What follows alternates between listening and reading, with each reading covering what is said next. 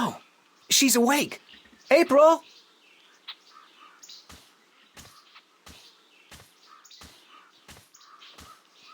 Good morning, Ben Bondu. Greetings of the new day to you, April. Did you sleep well in the spirit dig? Did I sleep well? Aside from the voices, the apparitions, the sharp rocks poking me in the back, and the moist moss mattress? No, not really. So you were visited by the spirits? I guess. When you told me last night that I would be, I didn't believe you. I thought it was just a manner of speaking, like saying, "Don't let the bedbugs bite." Our ancestors are close to us at all times. Once in a while, they speak to those who have been chosen to spend a night in the spirit dig. That they spoke to you is a great honor. April, a great honor. Right now, I'd be happy to exchange all the honor in the world for one decent night's sleep. Oh, dear me. You are very funny, April. If all humans are as funny as you, your cities must be filled with laughter. The Elder wishes to speak with you again. And I must sing now, down in the tunnels. It was decided this morning that I was finally ready to join the diggers. I'm happy for you, Ben Bondu. Thank you. May the balance provide you on your journey, April. You will be in my heart always. And you will be in mine, Ben Bondu, always. You will come back when your journey is over. I'll try. Goodbye. Oh my. I cannot stand farewells. But farewell.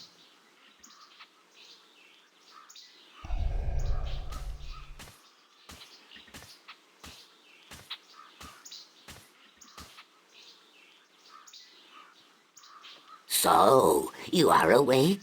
Did you sleep well? As well as can be expected, I guess. Does the word Bakbar mean anything to you? Bakbar. Where did you hear this word? The spirits told me that I'd had a Bakbar.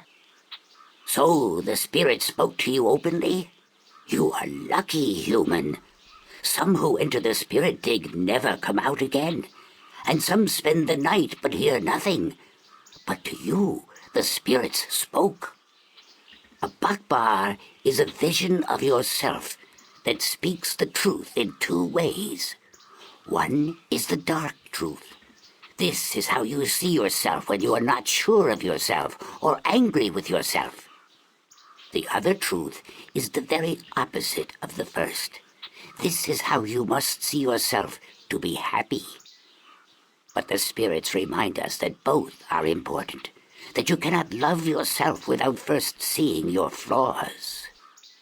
The people I saw, were they really there? The spirits use masks to convey their messages, and they speak in voices from the past or the present that carry great weight with you. The messengers are never the same, nor the message.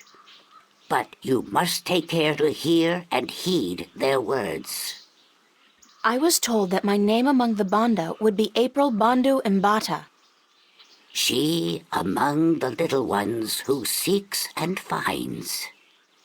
So, you are the one we sing of, the human who would come to aid us and to save our world, and who will then tear it apart.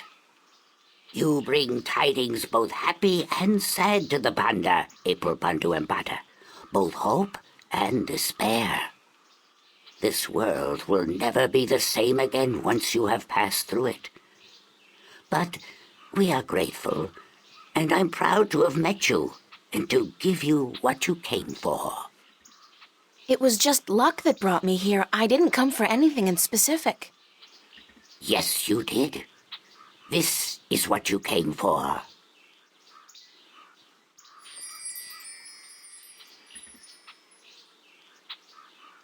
What is it? This is the stone given to us by the fathers to keep safe until this day. It has been with us for so long. Oh, it's a piece of the disc! Then you know it. You came for the stone even though you didn't know it until now? I guess I did. Thanks. Now, you must continue your journey, April Bandu Empata. Remember that this is your tribe now, and so you are welcome at our fires and in our digs whenever you come this way again. I'm honored. Thank you. May there always be soil between your toes, April Bandu Empata.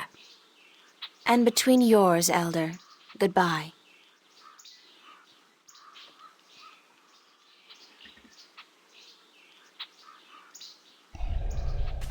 Wake up! Huh?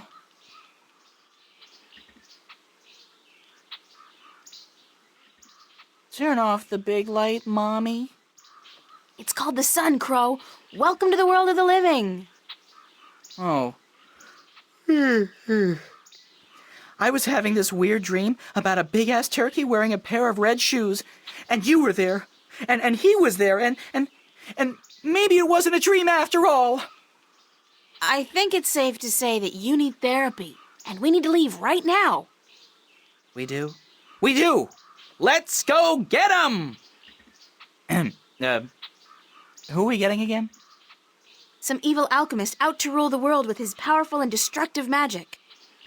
Yes! Exactly! I'll keep an eye out for other potential threats then, shall I? Like, marauding mice? You do that, Crow. Thank you.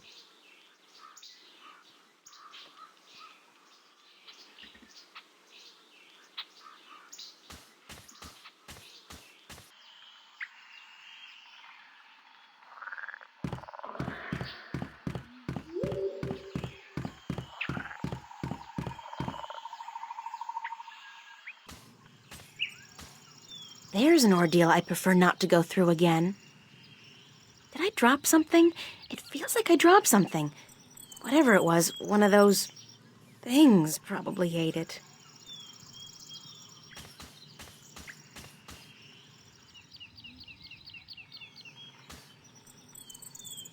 They feel very soft to the touch and soothing like skin moisturizer. I'll bring a few in case my hands get dry. Never hurts to be prepared for a dry skin emergency.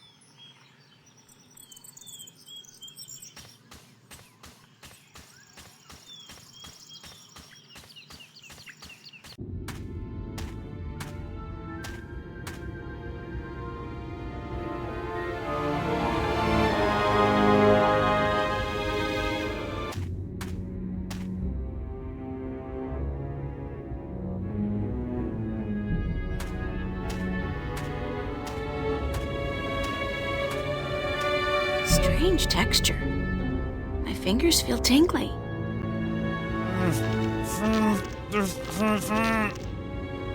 Oh my god!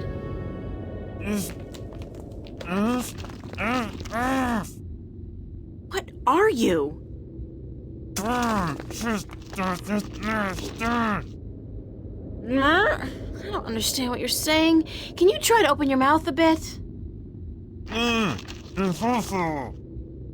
Impossible? Okay.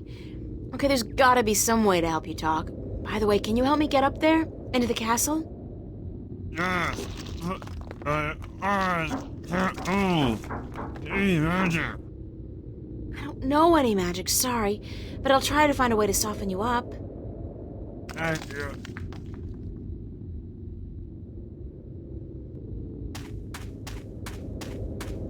Those berries look ripe and juicy, but my mom taught me never to judge a book by its cover. They're probably poisonous and almost certainly fattening.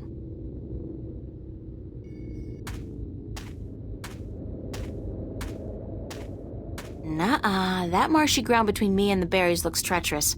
I'll probably get stuck and drown.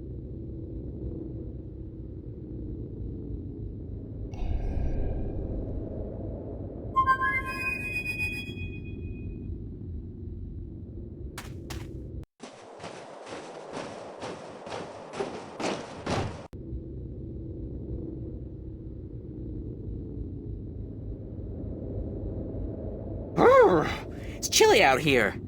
You should really be wearing a sweater, doll. You don't want to catch a cold, not with the fate of the known cosmos on your shoulders. I'm fine, thanks, Crow. What's going on with you? Keeping my eyes open, floating on the warm winds, doing that whole Hawkeye shtick.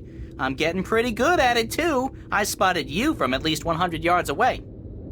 Impressive. Yep. They don't call me the Lord of the Winds for nothing. Do they really call you that? No, but soon, by the balance, they will. Now, what can I do for you, sweetheart?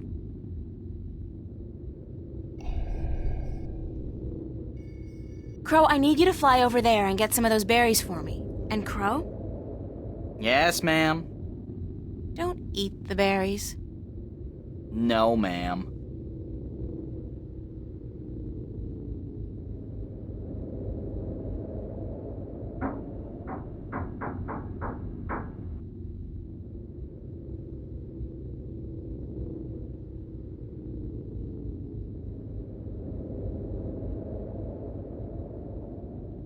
Thanks, Crow.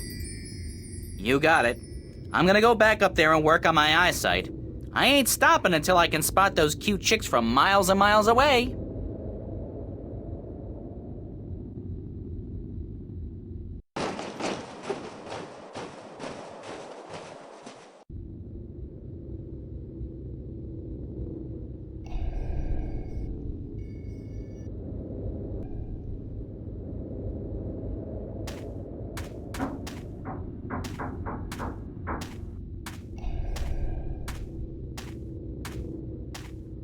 Hello again.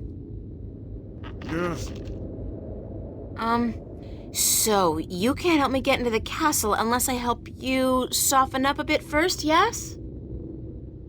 Yes. Right.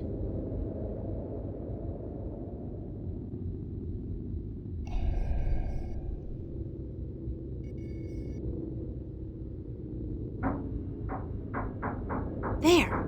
You feel better? Softer. Yes. Unfortunately, I don't think the salve will be effective for very long. I'm April, by the way.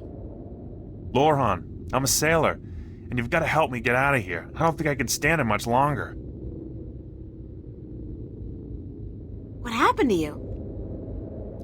That blasted alchemist cast a spell on me, turned me to solid rock. Then he put me here to be gatekeeper and anchor for his blasted castle that was near 6 full moons past now. You've been here for half a year? Curse the balance. When you say it like that, it is an age. My wife is sure to have taken someone else's bed by now. Blasted magic. The Vanguard were right. What do you mean the Vanguard were right? That we've been at the mercy of the balance for too long. It's time to make some changes. Put the control back into the hands of the people. How would that have helped you? Well, for one, there wouldn't be any rogue magicians like this Roper Clax running about causing trouble. Do you not agree? I'm not about to argue politics with you right now, Lorhan. I'm in a hurry. Who's arguing? And blasted be my rocky hide. Get me out of here. How can I help you? It ain't just me, April. There are dozens of men up there. Servants and sailors and merchants and soldiers, all sent here by their masters to deal with Roper Clax. Ha! Cursed be the balance. We've all been turned to stone, and our souls trapped in a crystal that the madman keeps in his tower. He draws power from that, power that shouldn't be his by right. But this blasted problem of the balance has upset the natural order of things. If the Vanguard were in control, this would never have happened. Things would be like they used to be a long time ago. Everything was good then? Oh, sure, there were problems, but this rift, it ain't natural. Science and magic belong together in the hands of the people, not to some naked guardian fellow on a tower somewhere far away.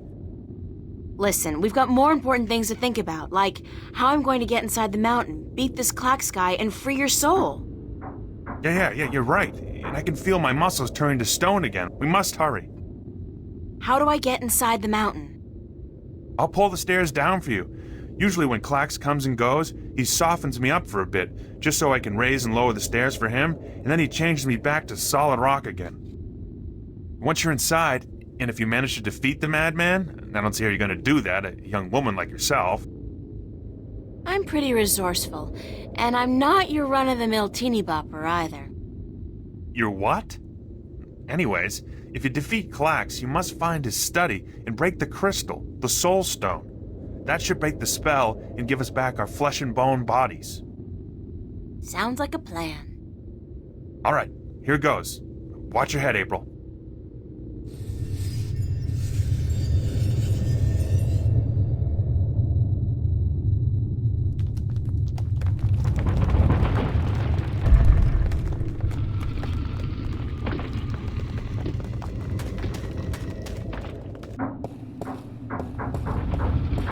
A labyrinth, great. I so love these things.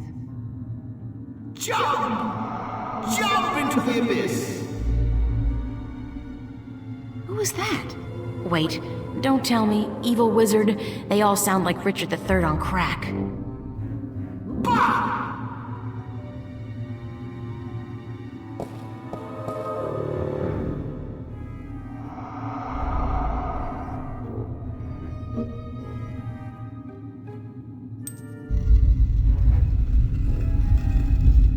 Bah! Curses!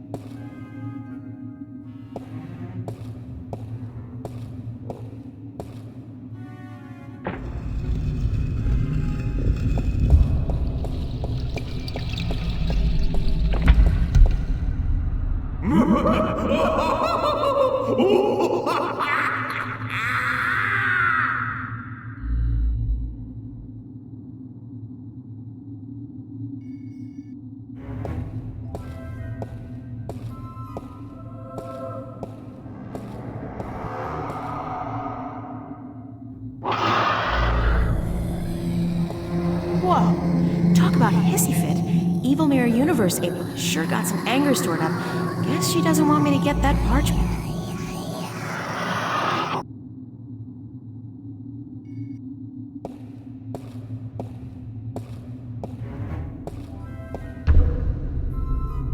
Who's knocking?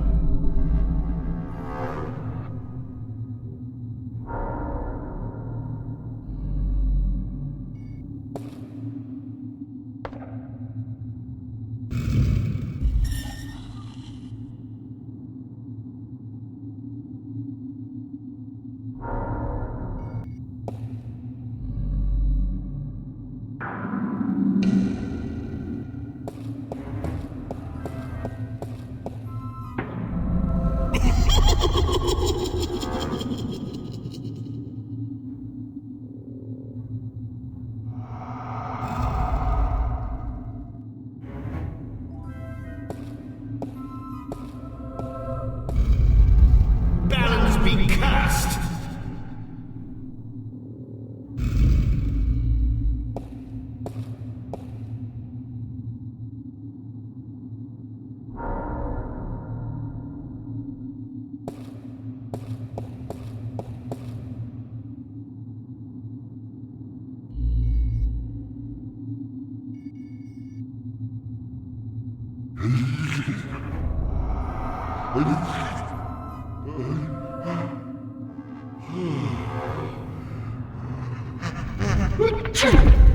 Hell's Bell!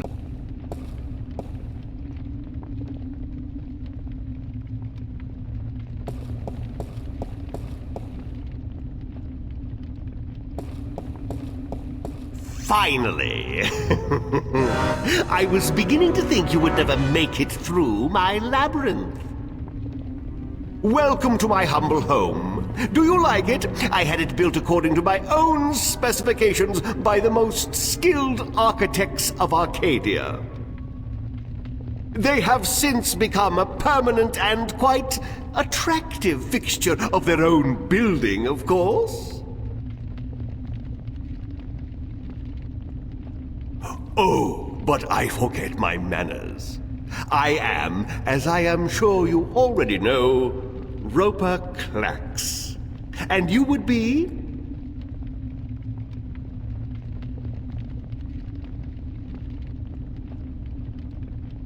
Relinquish your prisoners and free the wind. Oh, this is precious.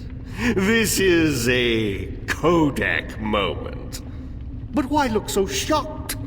I am quite familiar with your world, you know. Automobiles, rocket ships, telephones, America's funniest home videos. I have great plans for the future, you see. Once the Vanguard succeed in their hilariously destructive little ploy, they do not know what they are getting themselves into. As for you, April Ryan, yes, I know who you are. I think I will allow myself a few moments of amusement before I take your soul and trap you in solid stone. Why did you trap the wind? Why does the wolf eat the sheep? I don't think you answered my question. Because I can, little girl, because I can. And because of who I am. Because I am hungry. And because the time is right. I think you did it because you're insecure and you have to show off your petty magic to the world. Shut your pretty little mouth. I will devour you. I will... But we must not lose our self-control, must we? No, we must not. Why did you turn those people into stone? Questions, questions, questions! I do not need to explain myself to you, little bastard child. Do you know who your parents are? No, of course not. Too stupid! What? What do you know about my parents? Suffer the little children. Oh, how I love that phrase. It is my life's philosophy.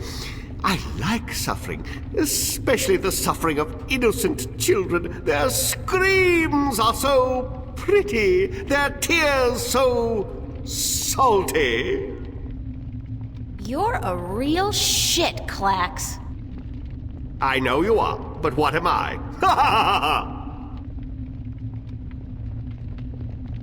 Prepare to be defeated. Prepare to be defeated. Pah! Clichés! Is that the best you can do? Watch me. Yes. And you plan to do what? Witness the men who came before you with their weapons and their magic. Look what happened to them. Turned to stone. Each and every one of them for all eternity. I even own their souls now. And they will feed me and keep me strong for as long as I need them. How original. Been reading a lot of fairy tales lately, have we? Oh, how precious.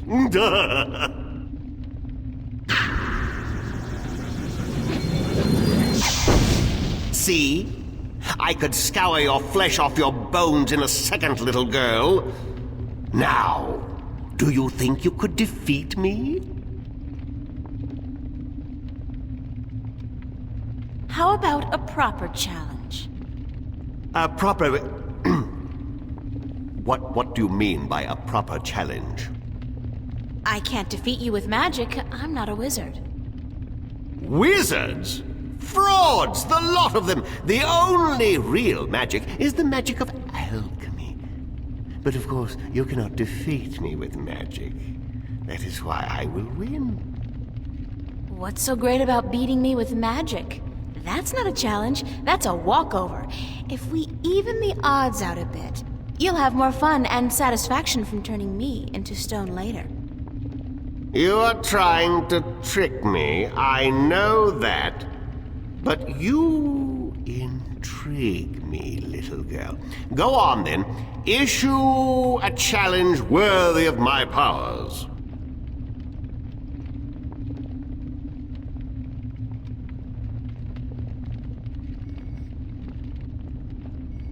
I challenge you to a contest of simple arithmetic, using only this petty little device against your supreme intellectual powers. Give me your best shot, but after this, I will take your soul and trap you in stone for all eternity. Sounds good to me. Okay, here's one. 49 times 11. 49 times 11 what? Numbers. Okay, think of apples and oranges. 49 apples times 11 oranges. 49 times 11. Let's see. Carry the 1 over, divide by 3. What to do with that file? Oh, forget that one. So that leaves us with 9! Aha! Wrong. It's 539. That was an easy one, Klax. Is that the best you can do? 2 out of 3. I'll give you an even easier one this time. 603 divided by 3. Ooh, you underestimate my powers, little girl. 5,867.2.3. Aha! Way off, buddy. It's 201. Sorry, you lose. Give me that thing.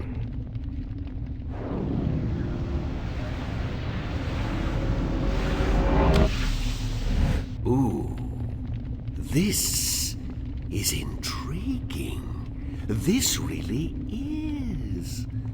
What does this do? Oh, my.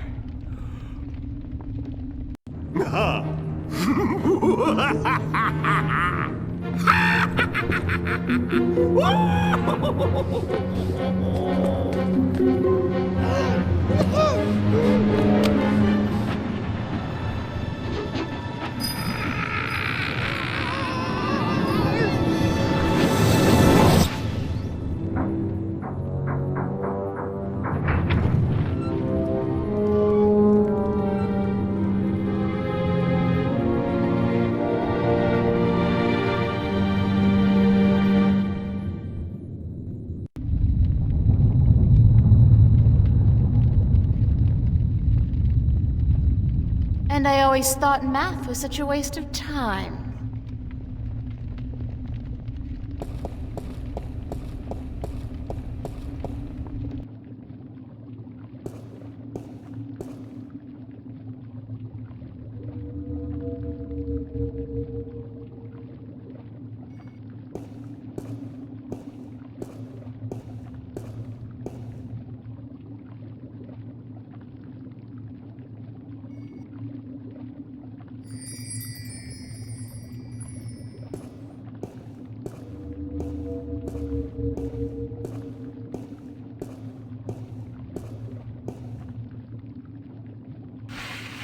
There's something behind the curtain. Clever fellow, that Roper Klax. Who'd think to look there?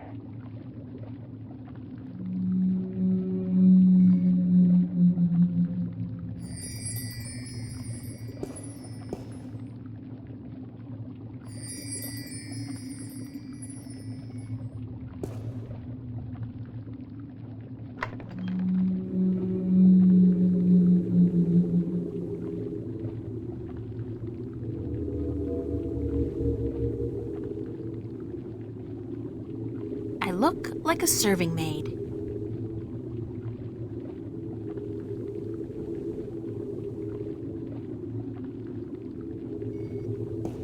I can't reach that high.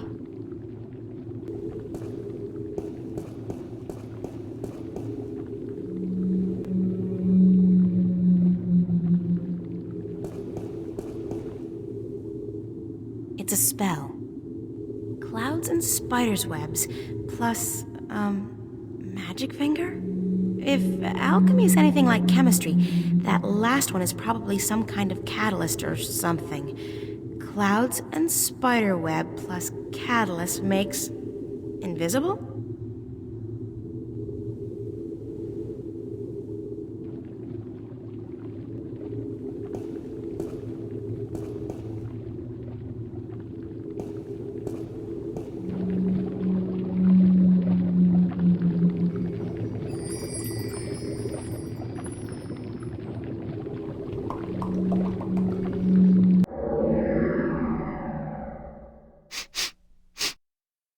It smells hard to define. Sharp, decisive, earthy. It feels cool to the touch, like ice.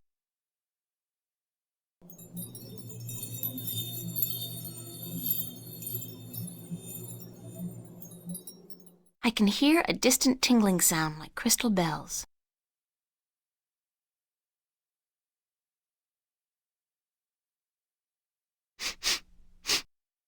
It smells like ozone.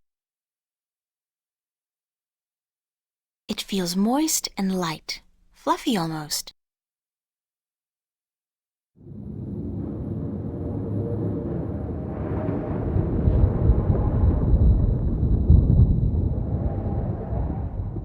It sounds like distant thunder.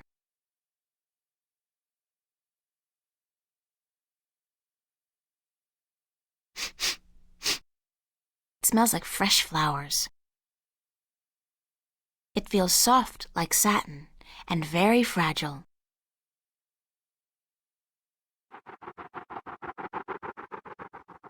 It sounds like the rapid flapping of fragile wings.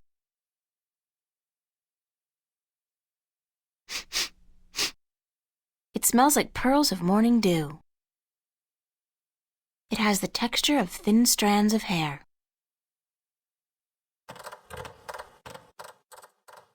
I can hear the rustling of tiny legs.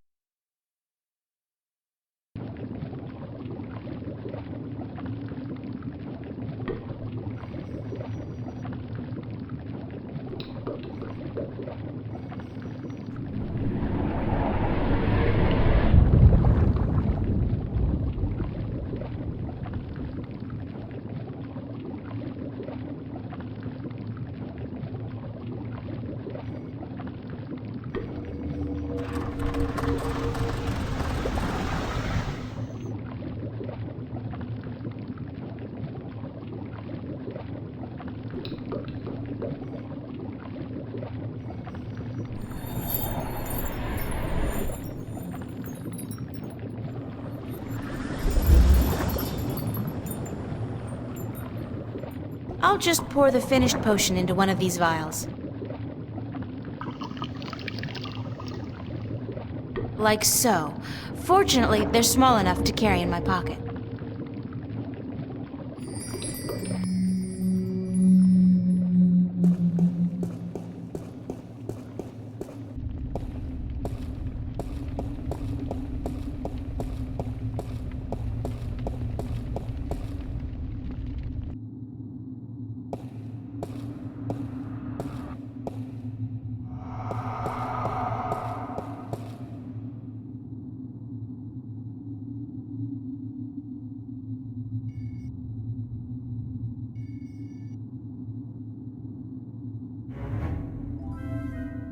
I'm invisible. That's so cool.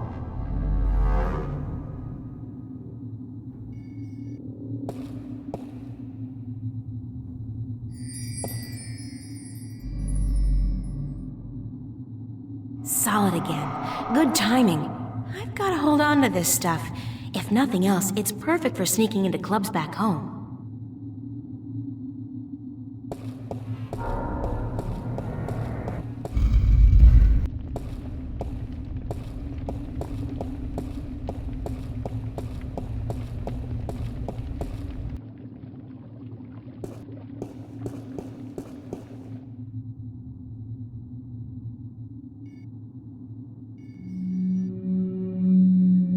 Clouds with brimstone makes storm. Storm? I can bring the wind back with this potion.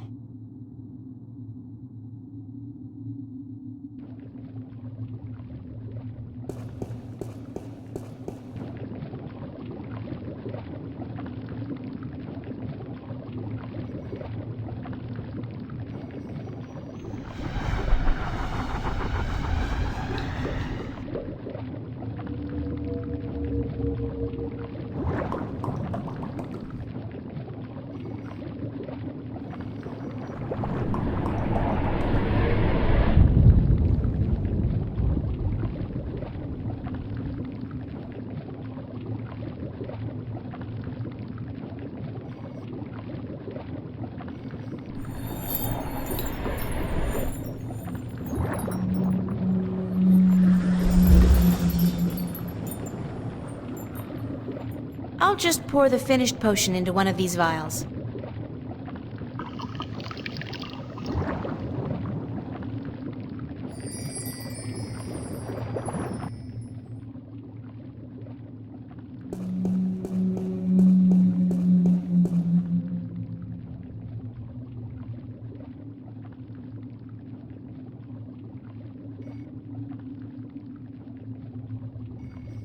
I'll just take a tiny little sip.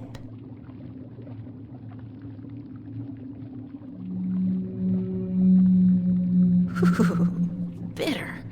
I do feel a little less weighty. If I put my mind to it, I could probably jump quite high.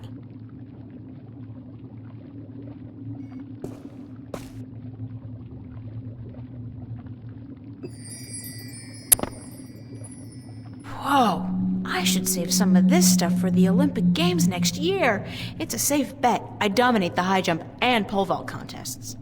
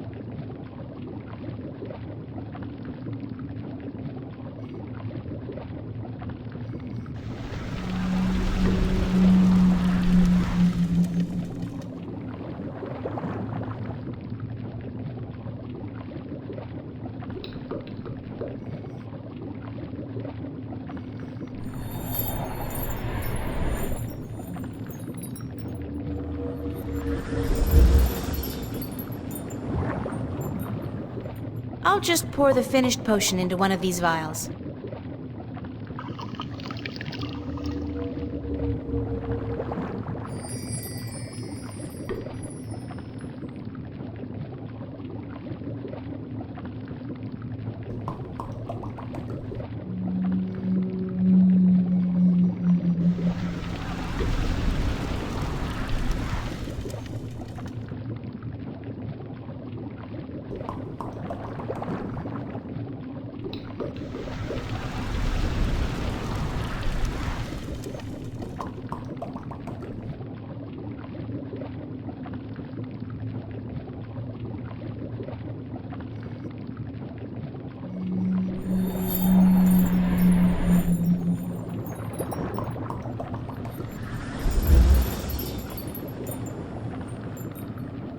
I'll just pour the finished potion into one of these vials.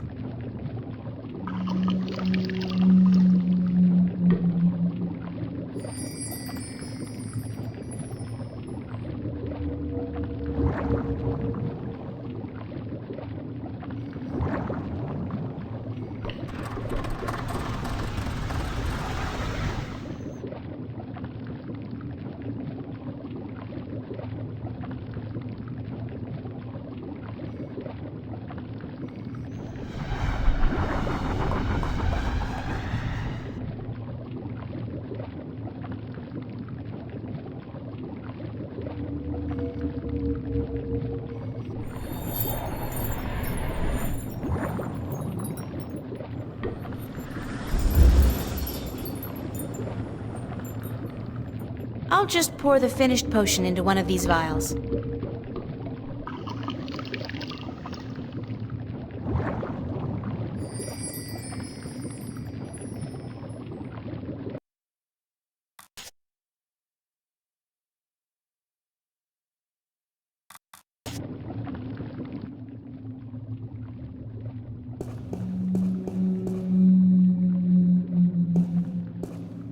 It's a crystal ball with tiny specks of light flitting back and forth inside.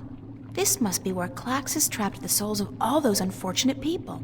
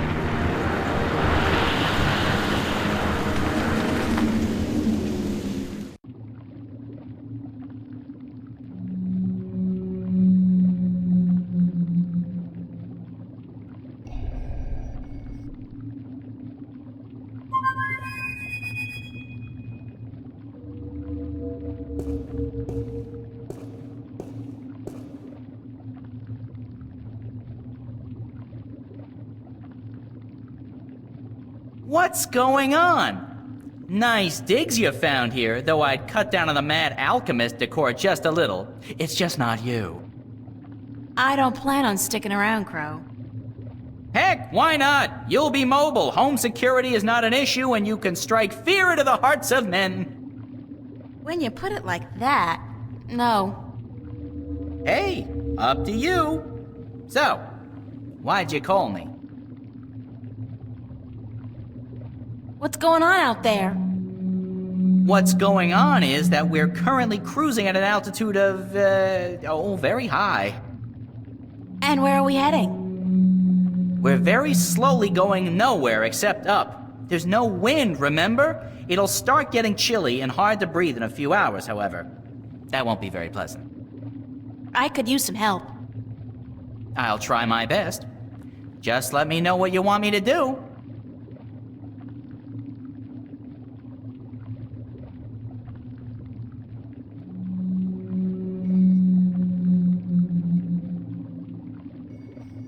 Hold on to this vial, okay? Oh, sure, holding on to stuff is a specialty of mine. What for? I'll let you know. I want you to fly out there, Crow, as high as you can and empty the potion into the clouds. But what if there's lightning? I don't like lightning. Lightning has caused better birds than me to crash and burn. All right, I'll do it. I'm the ever-faithful Crow.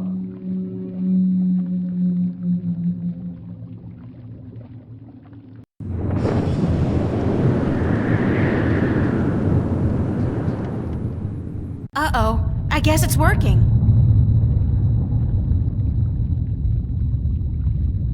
That's done with. There's still quite a bit left in the bottle in case you need it later on.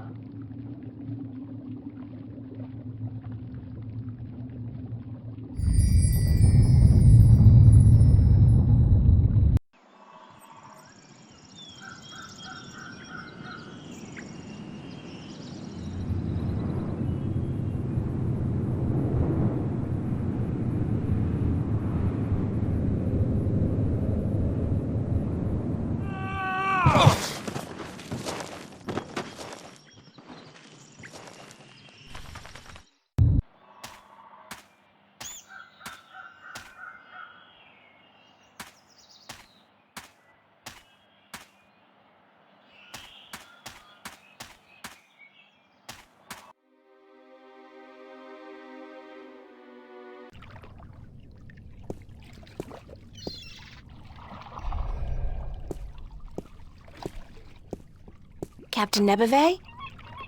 Huh? Oh, it's just you. Where have you been? Where have I... Don't you remember? I went north to find Roper Clax and get him to release the wind. Oh, aye. You know, the wind did pick up mysteriously last night, but... But what? I don't trust it to not die down in a few hours. Or at the most, a day or two. But I destroyed the alchemist. I even set his prisoners free from the rock they were trapped in, destroyed the soul stone, sailed back here in his floating castle, and you don't believe a word of it, do you? Not a word. Great. I did defeat Roper Clax. Uh-huh. Do you have his severed head somewhere on you? I beat him. I didn't say I killed him. Of course you didn't. Can we set sail for Elias now? Well, the wind has picked up a bit, but I don't trust the good weather to last. I don't want to be sitting dead in the water come tomorrow afternoon, so I'll wait a few days more. Thanks for nothing.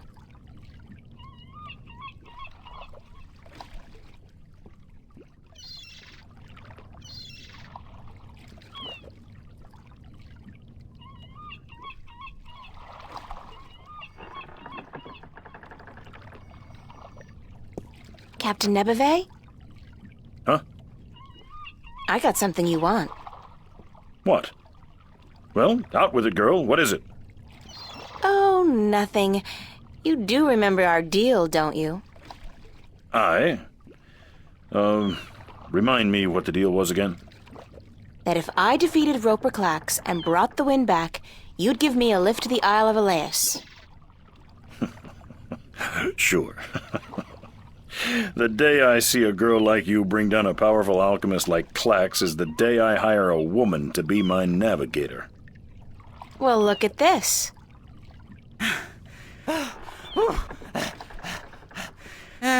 By the balance, girl, that's a strong grog you got there. What is it? Tyron spice wine? It's the wind. Watch this.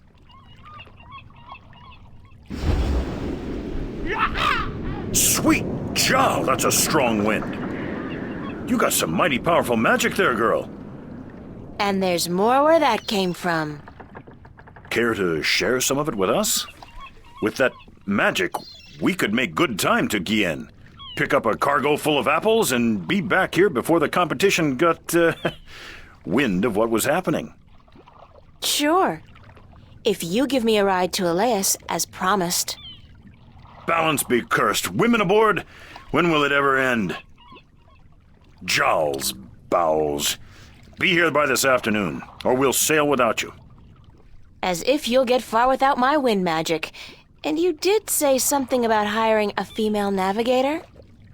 Damnation! Do you insist on remembering every little thing I say, girl?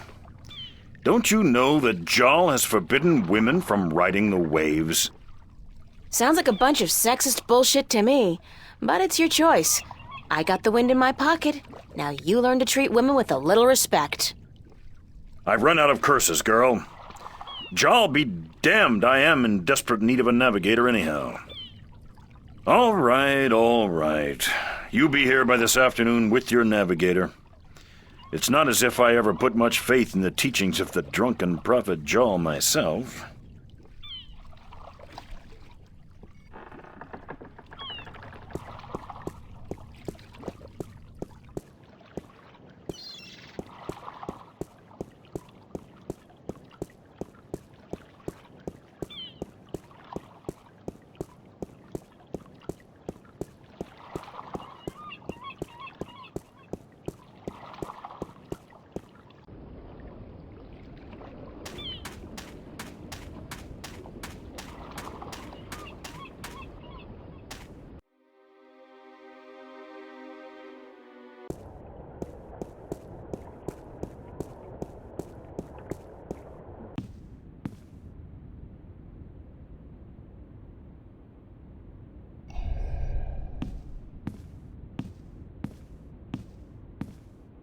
Pardon me, ma'am.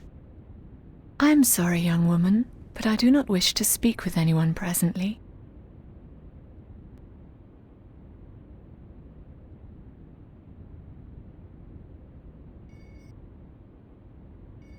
Pardon me for intruding, ma'am, but is your name Tunlayak? Yes, I'm Tunlayak.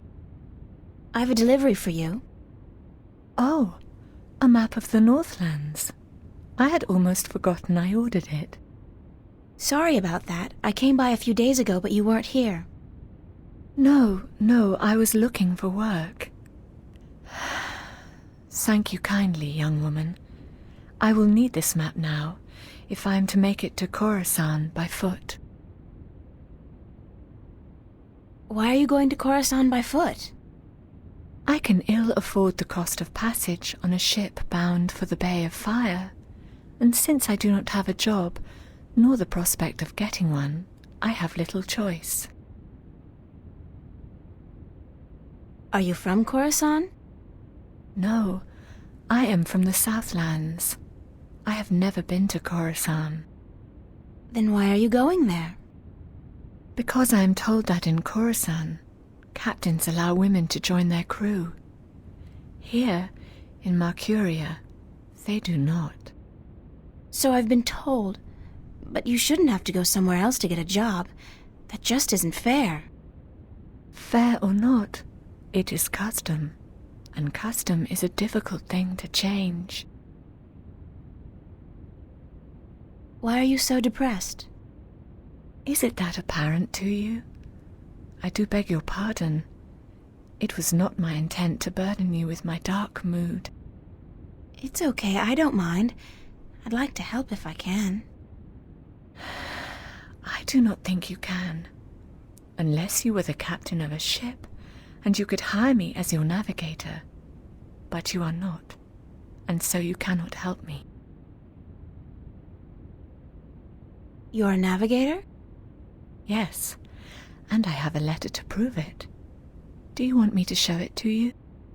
No, I believe you. And you're looking for a job? I have been looking, now, for many moons.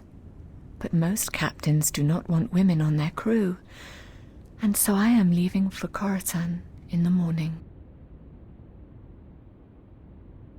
I got a job for you, if you want it. A job? As a navigator? Yeah, on a boat called the White Dragon. We're leaving this afternoon, if you're interested.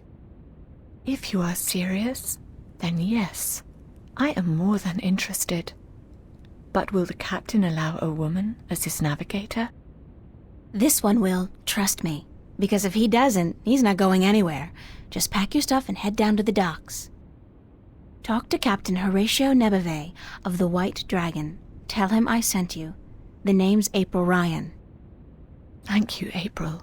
I am Tunlayak. I am most grateful to you. Will you be going with us? Yeah, so I'll see you there. Thank you so much.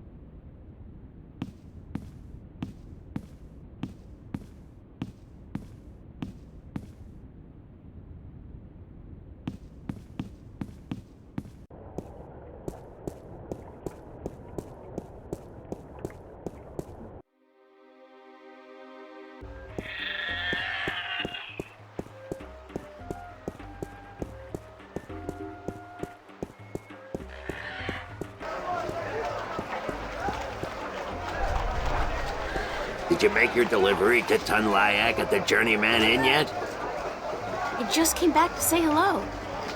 Goodbye.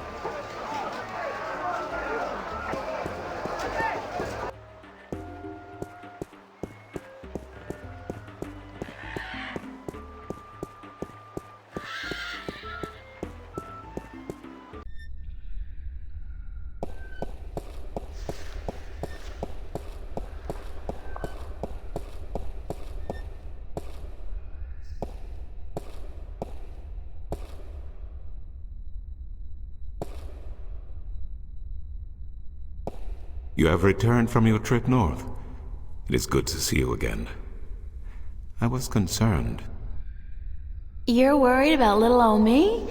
That's sweet. And guess what? I kicked some alchemist ass while I was up there. Bet you didn't think I'd be able to do that. Then you have lost your wager. I knew you would. After all, you are... I was worried because of the trouble in the West. What trouble? The Tyrant. They left the city all as one, the evening before yesterday, and many of the vanguard with them. I fear there are dark times ahead. You don't mean war, do you? War, yes. It has been an age and a half since our last war with the Tyrant. But relations have always been strained, and now, whipped into religious fervor by the vanguard, the Tyrant are thirsty for blood and for revenge. They are a people bound by violence and without honor, and easily seduced by the prospect of a holy war. God, that's horrible. But the city's safe, isn't it? It's a big city. Yes, but unfortunately not well armed. Marcuria has not seen war for centuries, and people grow soft, forget how to fight. It can easily be taken by a strong army, and so I fear our safety. And yours. What did you mean when you said, after all, you are... Forgive an old man his misgivings, April, but I should have trusted you before. Of course you should have. With what? With the truth. That you are the one who will watch over us for 1,000 years. That you are of the balance, and the balance is in you. That you are the one born into the heaviest duty of them all. You are the guardian to be, April, the 13th guardian of the balance. No! No, that's a lie. I'm not your guardian. That's not possible. It is certain. I had my doubts, unfortunately. It could have cost us the balance, and I made a mistake. But it is certain now. You are stronger in the balance than anyone before you. God damn, Cortez, he didn't say anything about... If I'd known, I wouldn't have come here. I would have... I don't know what I would have done, but I wouldn't have come here. Maybe he did not know, or maybe he did. And he knew it would be wiser not to tell you. But I am telling you now because you cannot stay here. You are too valuable. You must leave.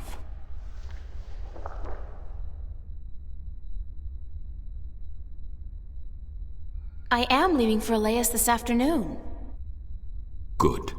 The Tyrant are not a seafaring people, and the islands are probably the safest place to be right now. Before you go, I want to give you something to carry with you. I spent the night looking for it in the Enclave. It has been gathering dust for over 10,000 years. Oh, Tobias, I can't accept anything that old. You are not accepting it. It is yours. The Fathers have only kept it safe for the day when the 13th Guardian would come to collect it. And now you are here. Please, take it.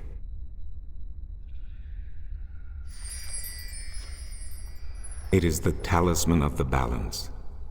Known to but a few, it is mentioned in one text only, the Scriptures of Reunification, one of the 13 Scriptures of the balance. What does it do? The Scripture speaks not of its purpose, but it is yours, whatever it is. I am certain it will help you once you find its purpose. It has strong magic, very strong. Thanks, Tobias. I really do appreciate it, even though I wish I didn't have to accept it. You are the guardian, child. Your fate is both glorious and terrible, but it is your fate. If you deny it, you deny our future. But I have faith in you, April. That's what I'm afraid of. What if I screw up? The balance provides. The balance protects. Trust the balance, and trust yourself.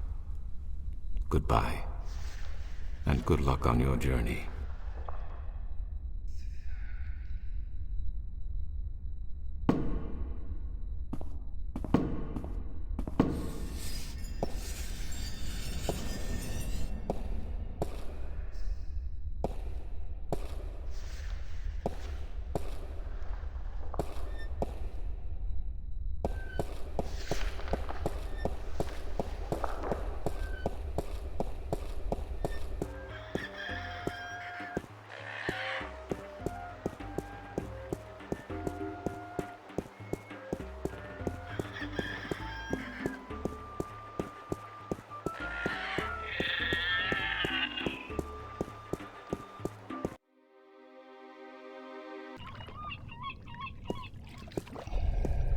Finally. We are ready. And we must away before it's too late. We still have another 6 or 7 hours of daylight today. Come aboard.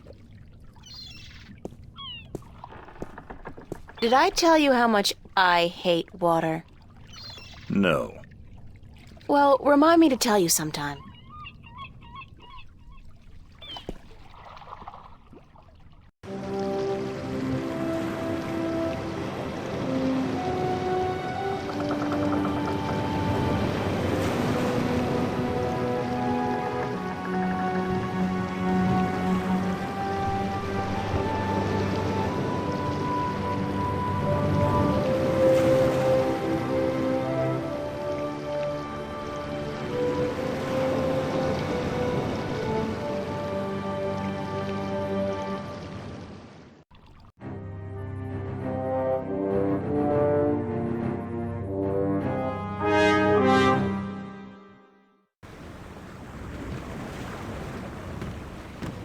Oh, God, my guts have been cleaned out and I still feel sick.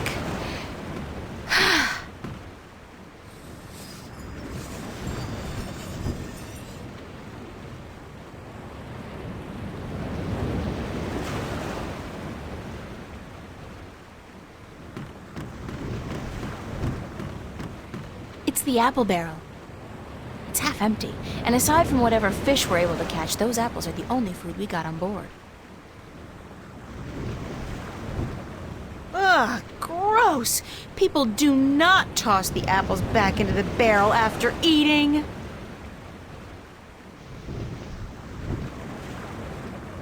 Here's a nice plump one.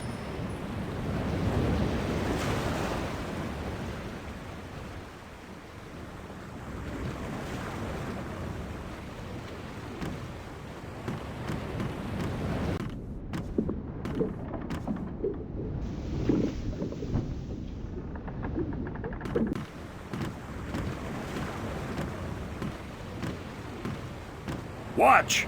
My nose is itching. Are you sleeping on duty again? Storm front. West. Heading our way. Looks like a right old bugger, too.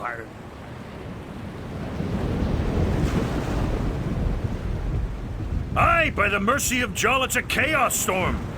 Where in damnation did it come from this quickly? And what's pulling it here?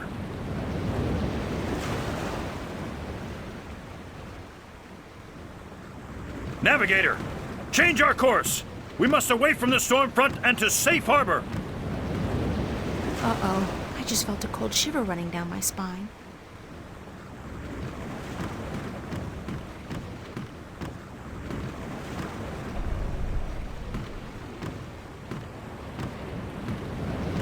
What's going on, Tun? A storm approaches, April, and it is no ordinary storm. What do you mean by no ordinary storm? Look to the clouds. Do they appear normal to you? They look strange, it's true. It is a chaos storm. A strong storm caught in a magical vortex, drawn to strong magic like bees to honey.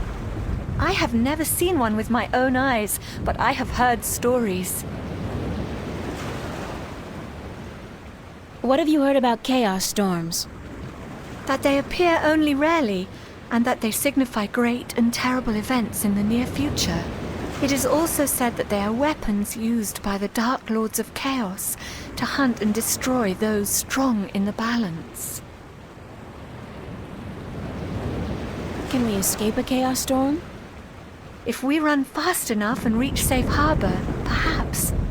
I have not heard of a chaos storm to last more than a single night, and this one is still quite a distance away. But it gains fast. I do not know, April. Will you still be able to get me to Elias tomorrow? I am afraid not. The captain has ordered our course changed south to get us away from the rocky waters around the islands. We are about 3 days away from Gien, but if the weather improves before then, perhaps he will be willing to turn about. But I would not count on it, April.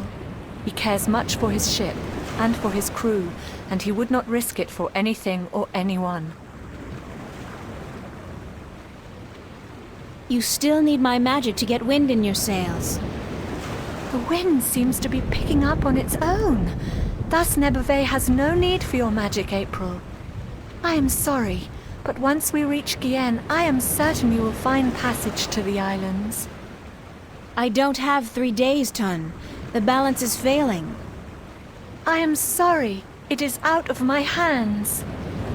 I'll let you go back to work. Thank you. Captain?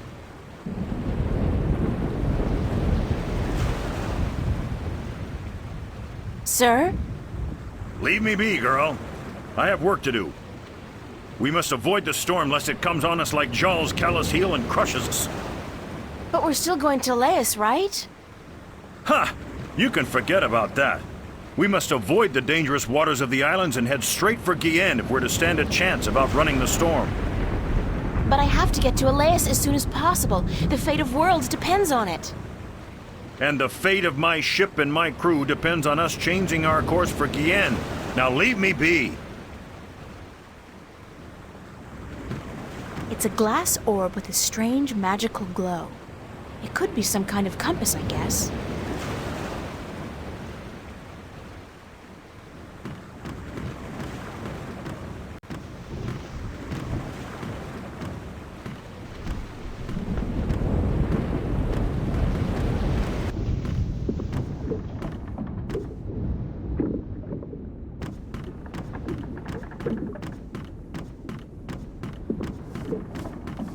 It's a flour sack.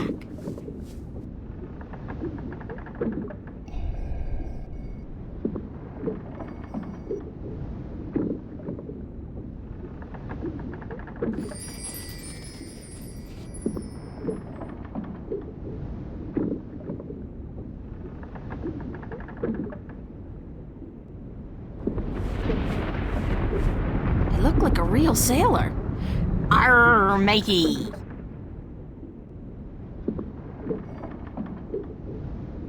Yes, got me a worm. And this is good because...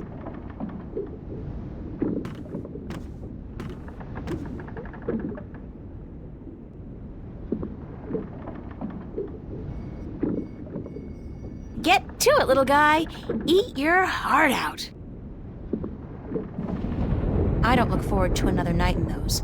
I had a dream I was on a roller coaster all night long, and I can't stand roller coasters.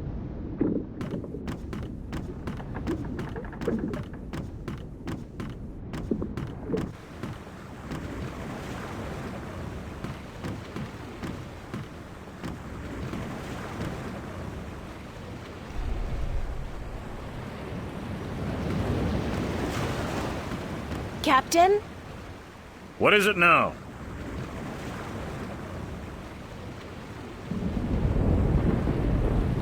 Captain, the worms have invaded the apple barrel. Cursed be the balance. First the storm, now this. Is there no end to the horrors? Let me see.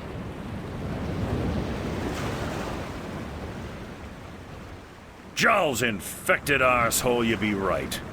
Those are worms, all right. Vicious, snarling wheat worms driven mad by their hunger for a change of diet. As far as I could tell, that was the only apple infected. I could be wrong. Good of you to catch it, girl, before it spread any further. I'll have to go pluck the apples immediately. They must be saved.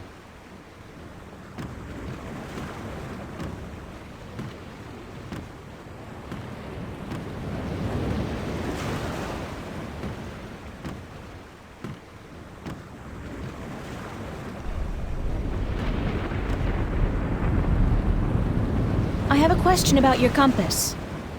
Certainly. What kind of compass are you using? It is just a normal spirit compass. When we are not navigating by the stars or by the sun, we use this.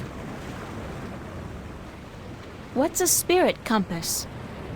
I forget that you are not familiar with the sea. A spirit compass points always to the magical North Pole, and thus we may navigate according to it. It is very precise, and less affected by a strong magical source. Won't the chaos storm affect the accuracy of the spirit compass? If the storm catches up with us, perhaps, but I do not think so. Only a very focused magical field in close proximity to the compass would be able to affect it. Thanks, that's all I needed to know. I hope this knowledge made you richer. Do you want me to relieve you at the wheel for a while? I am not sure if this is such a good idea, April. What's the big deal? I just hold it straight, right? Well, I could do with a short break to stretch my legs. Fine, but I will be back soon.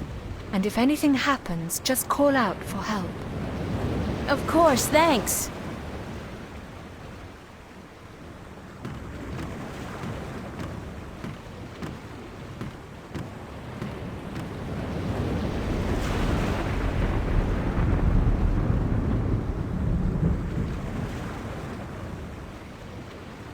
So if the compass was pointing in that direction when we were on course for Elias, and now it's pointing in this direction... Oh, hell. I'll just wing it. Use the Force, April.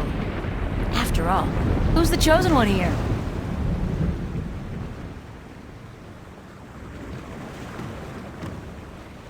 Ton! Need some assistance up here.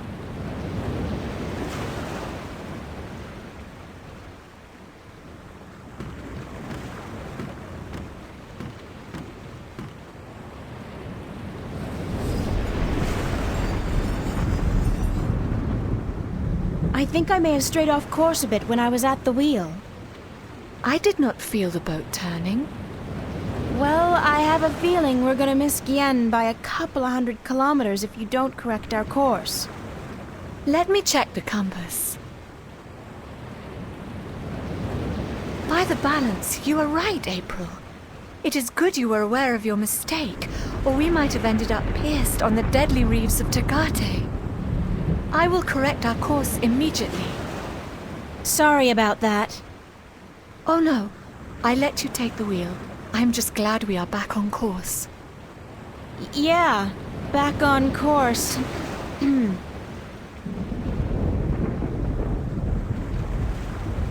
Is it my imagination or is the storm getting closer?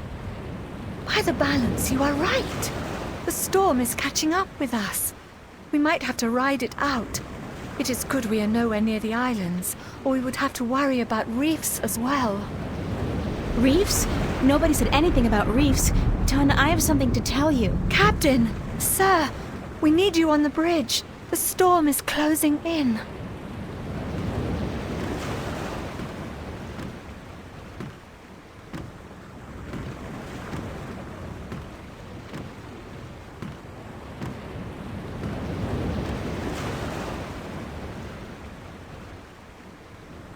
By the foul bowels of Jaw, you're right, Lyak.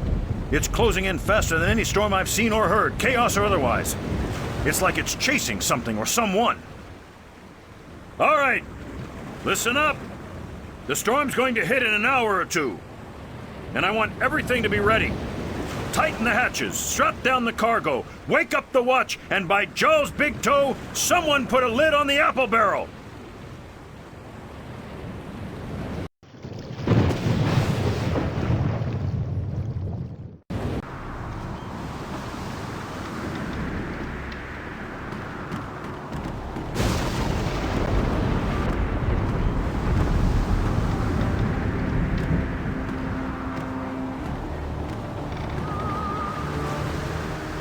What is that?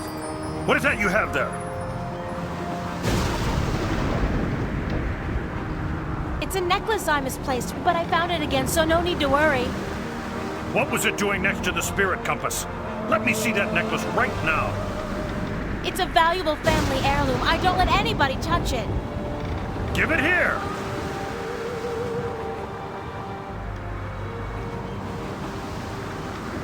This talisman has the mark of the balance and of the sentinel.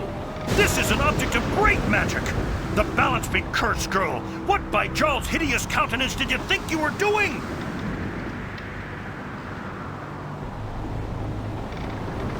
I need to get to Elias as soon as possible. So you claim. But do you know what you've done instead? You put the lives of everyone on this boat in grave danger.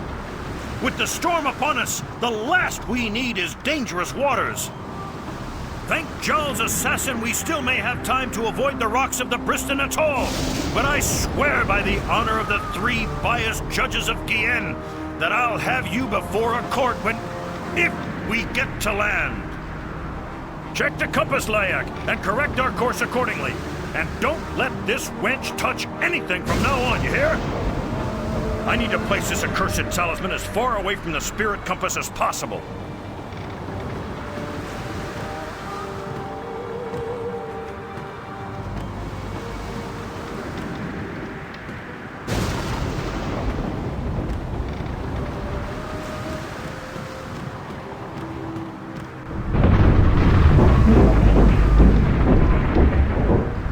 What just happened?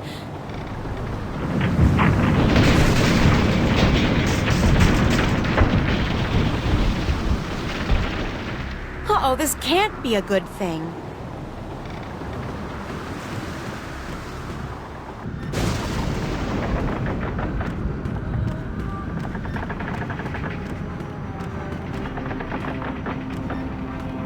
It's closed and locked tight with a big iron padlock.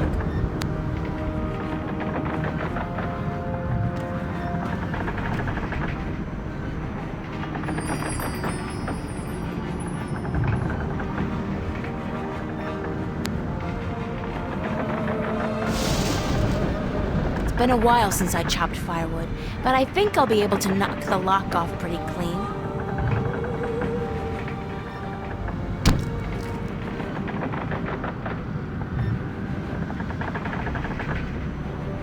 Oh, shit!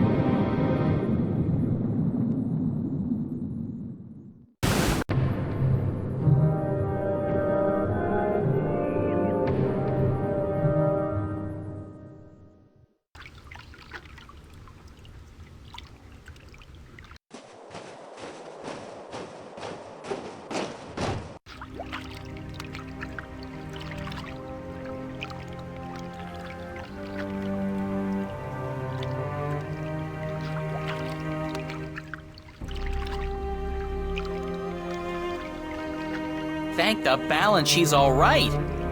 Are you all right, April? April? Are you sleeping? She's sleeping, bless her little heart. Boy, is she cute. Too bad she's just a chick and not a bird. April, wake up!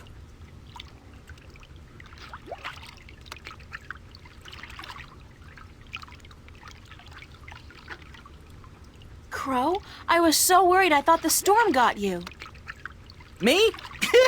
Honey, I'm the sidekick. Didn't you ever read any legends? The sidekick always survives. So you're fine? A few singed tail feathers, and I'm so charged up sparks fly when I try to peck something. Other than that, better than ever. The sea air does wonders for my allergies. I didn't realize you had allergies. Exactly. Do you know what happened to the crew? As far as I know, they got away in the lifeboat.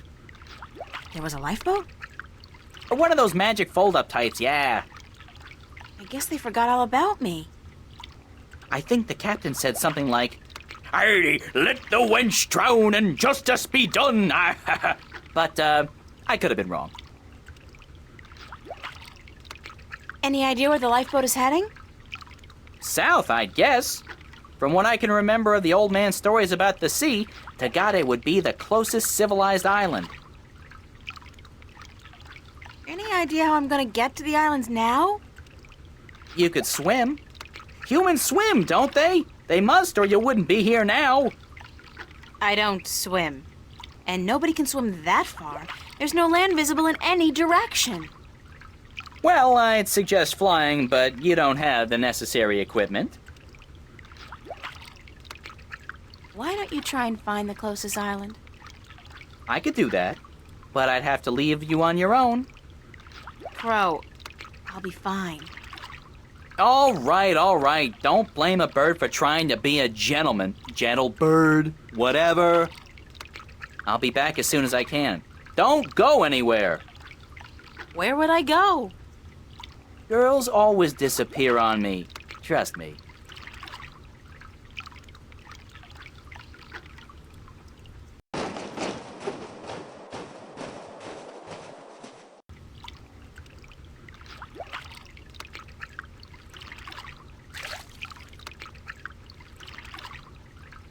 What the hell is that? Uh-oh, for some reason the story of the bloodthirsty cannibal merman of the Sea of Song suddenly pops to mind.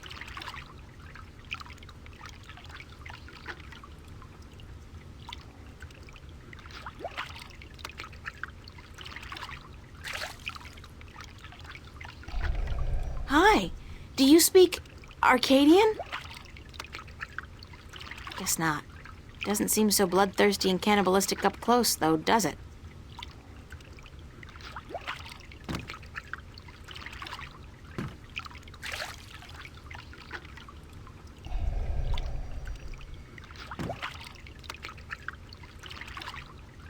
Hey, come over here and let me pet you. You're just like a seal, aren't you?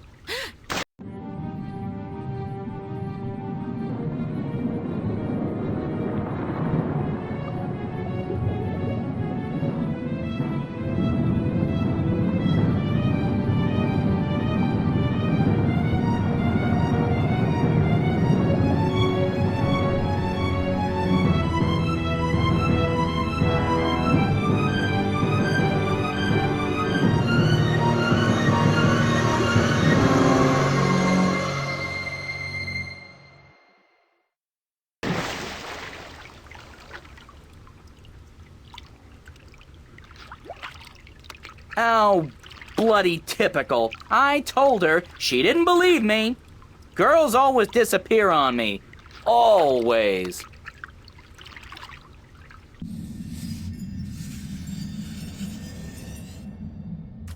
It's a drawing of a man cutting his finger open and squeezing some blood into a bowl together with some green, mossy stuff.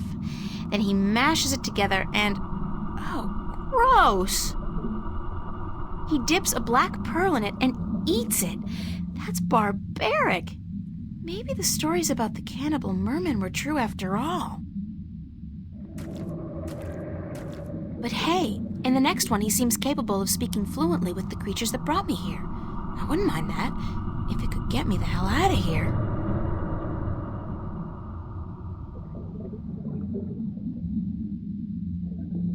The walls look organic. And those blue things... I think they're polyps of some kind. They live inside the wall and are part of the structure. National Geographic would go nuts over stuff like this. There's fresh oxygen coming through here. These polyps must process the oxygen in the water somehow.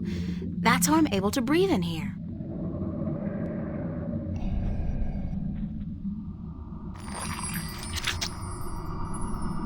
It's a drawing of a man, a human, sticking a strange polyp-shaped object into his mouth. Ugh! In the next drawing, he seems to be able to breathe underwater. Convenient, if somewhat radical.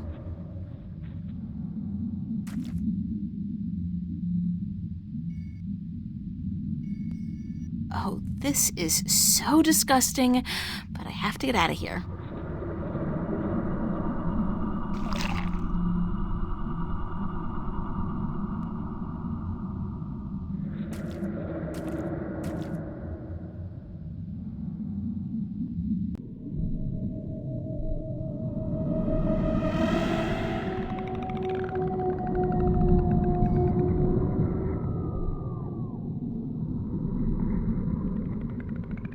There's a large black pearl inside the seashell.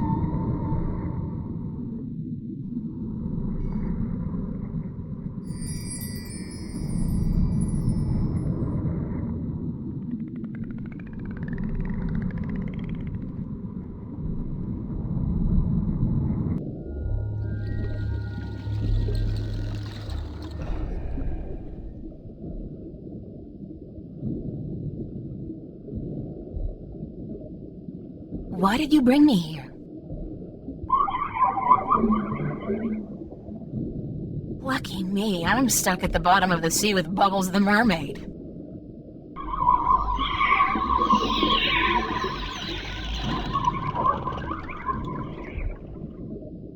There's got to be a way to communicate with these creatures.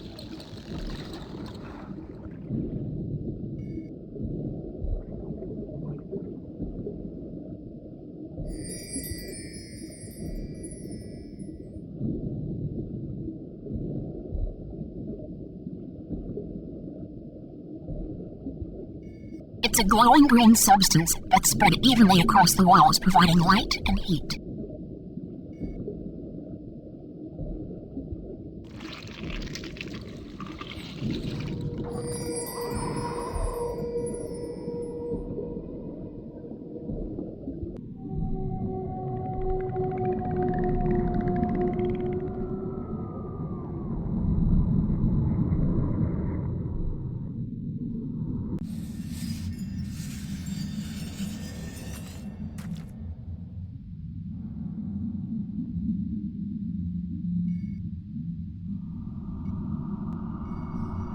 If this gets infected and I have to chew off my finger to fight the gangrene, I'm suing somebody.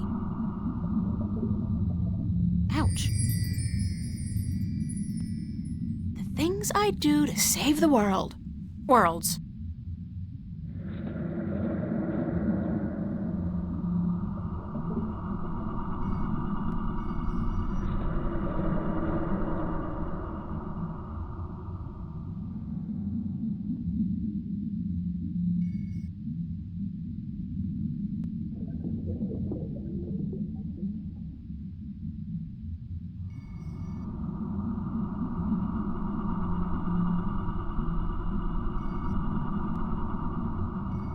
I've always had trouble swallowing pills, especially huge golden magical ones. Well, here goes nothing. Ooh.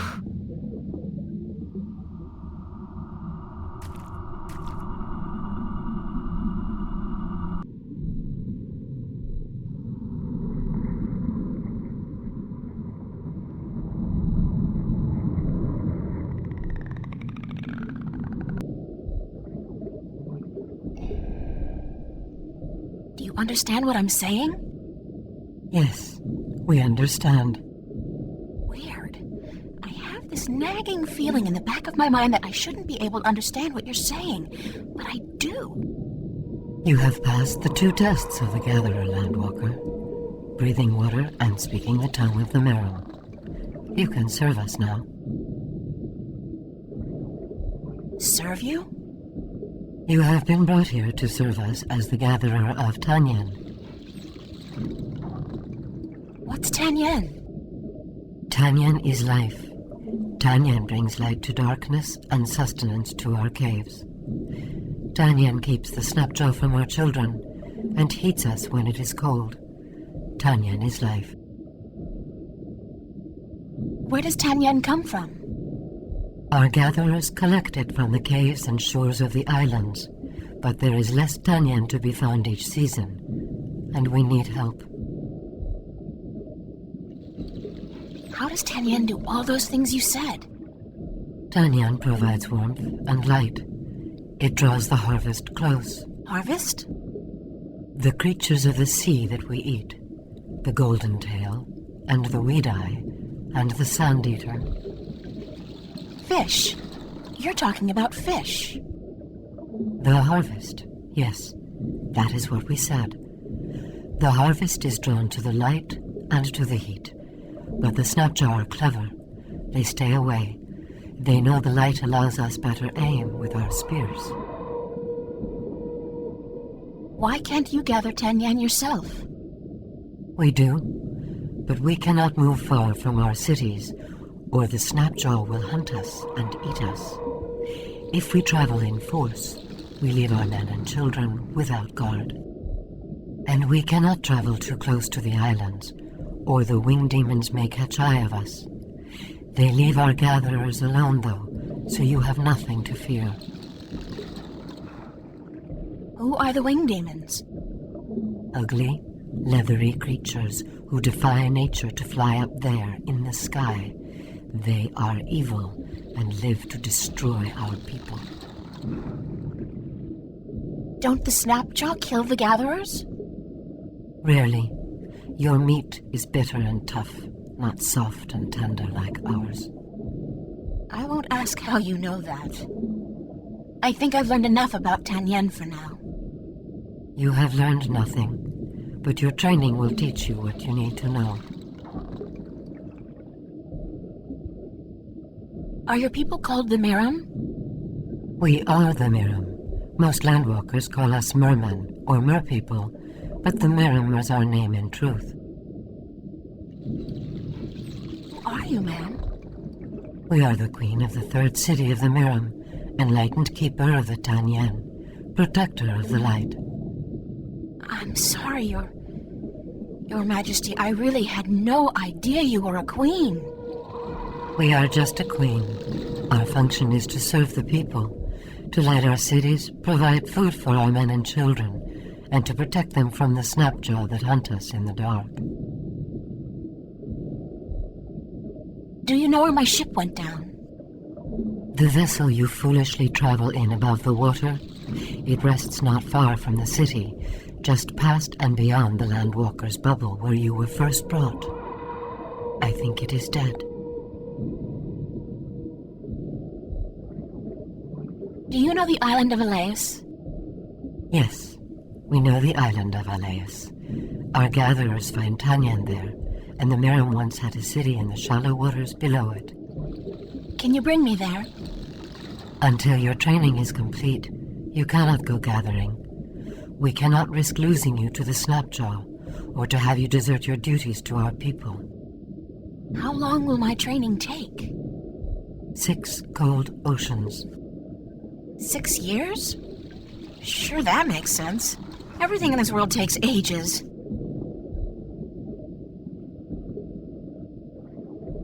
I've been told that you worship an old god who lives in the deep. How did you come by this forbidden knowledge? I picked it up on my way here. Could you take me to him? You? No, we cannot. Unless you are Miram, you are not even allowed to speak of our sleeping god. Thanks for your time. We will call on you soon to begin your service. Until then, you should stay inside the Landwalker's bubble and away from the dark waters where the Snapjaw lurk.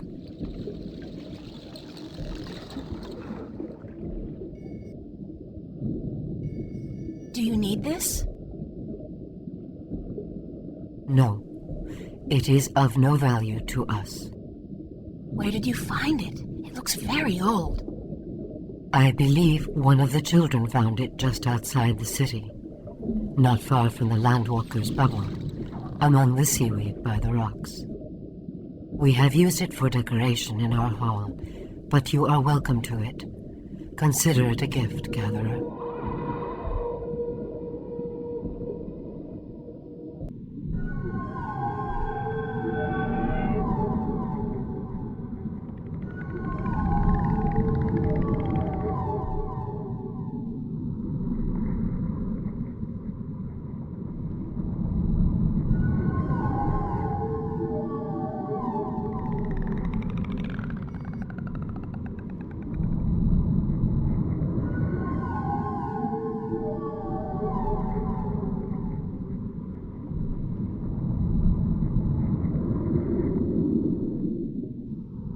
Here's another one of those crystals buried in the sand among the seaweed.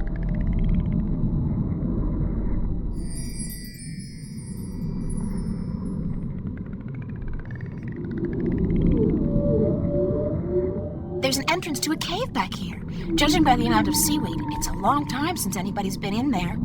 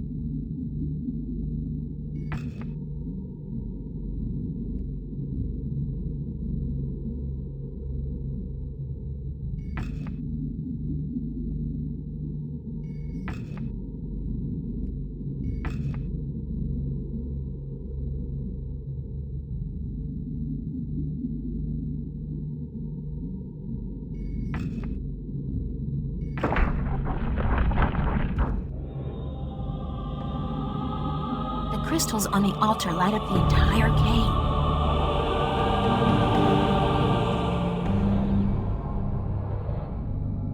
It looks like some kind of visual history of the Maram people. According to this first tablet, oh my god, it turns out the Maram came to Earth inside a type of spaceship from another planet. They're aliens? Not that anything should surprise me at this point, but still. They look very different back then, though. It must have been a long time ago. Their ship looks to have been a living thing, according to these drawings. Wait a minute. Could this be their ancient god, one of the dragons? I think it has to be. After they arrived on Earth, their species divided in two. One crawled into the sea, the other onto land. What does that mean? This must be a while later, because the Maram look like they do today. At least the ones who went into the sea do. The other ones? They have wings. If I'm going to guess, I'd say that the ones who went to live on land became the Elation, which means the Maram and Elation are related. In this one, they're living close to each other and in peace. And it seems they share equally in the production of Tanyan, which attracts fish for both peoples to eat. Then something happens. Or, it looks like, and the Maram and Elation move away from each other. In this last one, Tanyan is beginning to become scarce, and the Maram are losing many of their young ones to the Snapjaw. They fear the Elation, and they forget their common heritage. At the very end, there's a prophecy, I think. The Maram and the Elation joining hands once again. When they do, Tanyan becomes plentiful and both people prosper.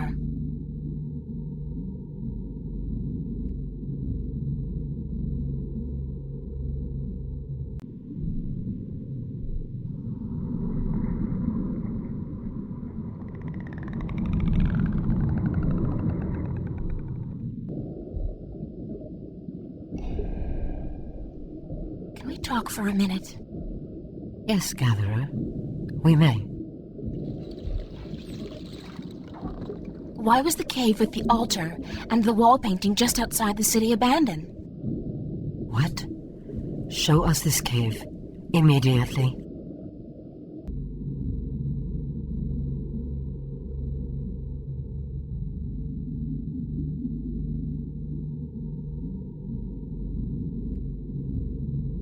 I lit the cave by placing the crystal from your palace together with 3 more crystals I found on the altar and moving the stone rings into their correct positions. Can it be that you are? But you are a gatherer. You cannot be she. Who can't I be? The Water Stiller. She who, by prophecy, will deliver us from strife and unite us as one people. She who will uncover the ancient shrine. Looks pretty ancient to me. This is the shrine, yes. And you have brought light to the darkness as well. But the other prophecies, you have not fulfilled them. You have not proven yourself to be the Water Stiller yet. How can I do that? Come back with us, and we will tell you. Who is the Water Stiller? She is of the prophecies. She will bring an end to strife and unite our people. How can I prove that I'm the Water Stiller? You have uncovered the ancient shrine and brought light to the darkness. But this could be just chance. You must show us the witness you carry of your mission to the balance. The talisman! Damn, I lost it when the storm hit us. You must also kill a snapjaw with a spear, and then you will have proven yourself to us. Once you have done this, we will aid you in your quest to make us one people. Where do I begin? Take this spear and slaughter a snapjaw. This must be done to prove your strength, and to prove you are of the Miram. Where do I find the snapjaw? If you are the Water Stiller, you will find a way.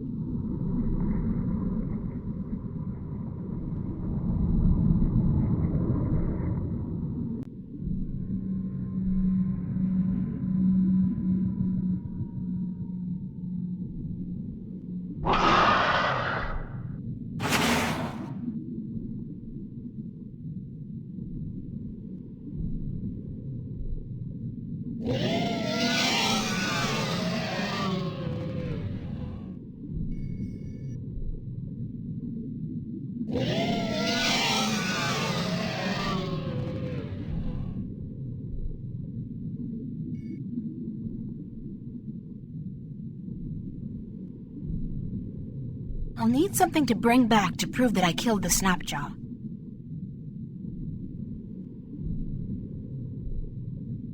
This tooth will do just fine. Oh man, that's sharp. I had no idea a snapjaw had razor teeth. If I did, better not think about that now.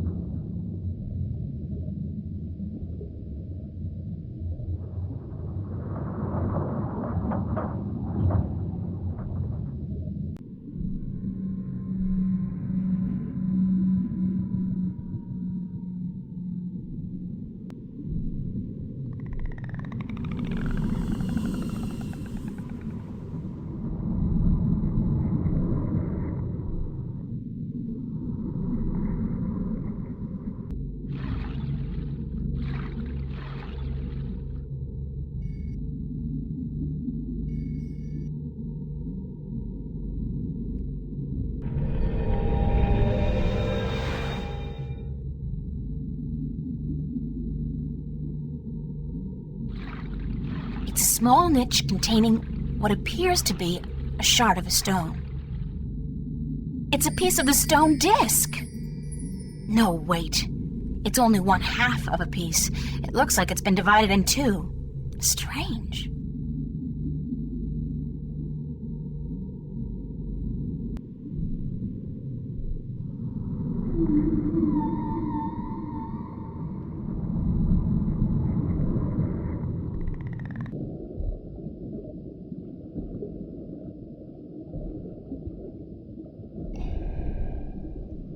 Can we talk for a minute? Yes, Gatherer. We may. Thanks for your time. My time is yours, Gatherer.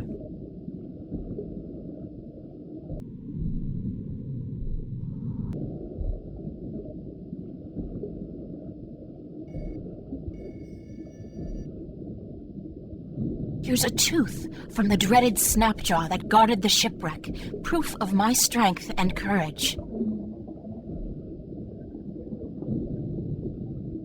You have fulfilled that part of the prophecy.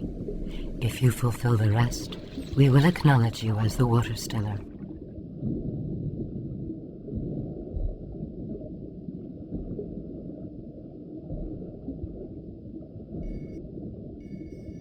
Here's proof of my mission.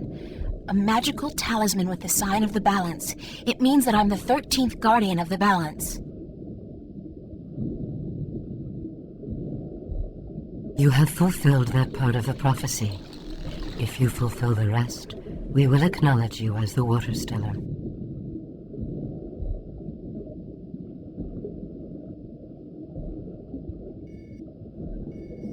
I've taken from you the object you've kept hidden for generations. It's part of the disc that will restore the balance and save the twin worlds from chaos. You have indeed fulfilled all but one of the prophecies. You might yet be the Water Stiller. We would not have thought she would come in our lifetime. Good. Then you'll take me to your sleeping god. There is but one more prophecy you must fulfill. There's more? Sure, there's always more. That's the fun part about prophecies. You must unite our people once again. But you said you were united, that there's no strife between Miram. The Water Stiller will come to bring our people together again, to unite us and save us. This has still not come to pass. Until you do so, the prophecies of the Water Stiller have not fully come to pass.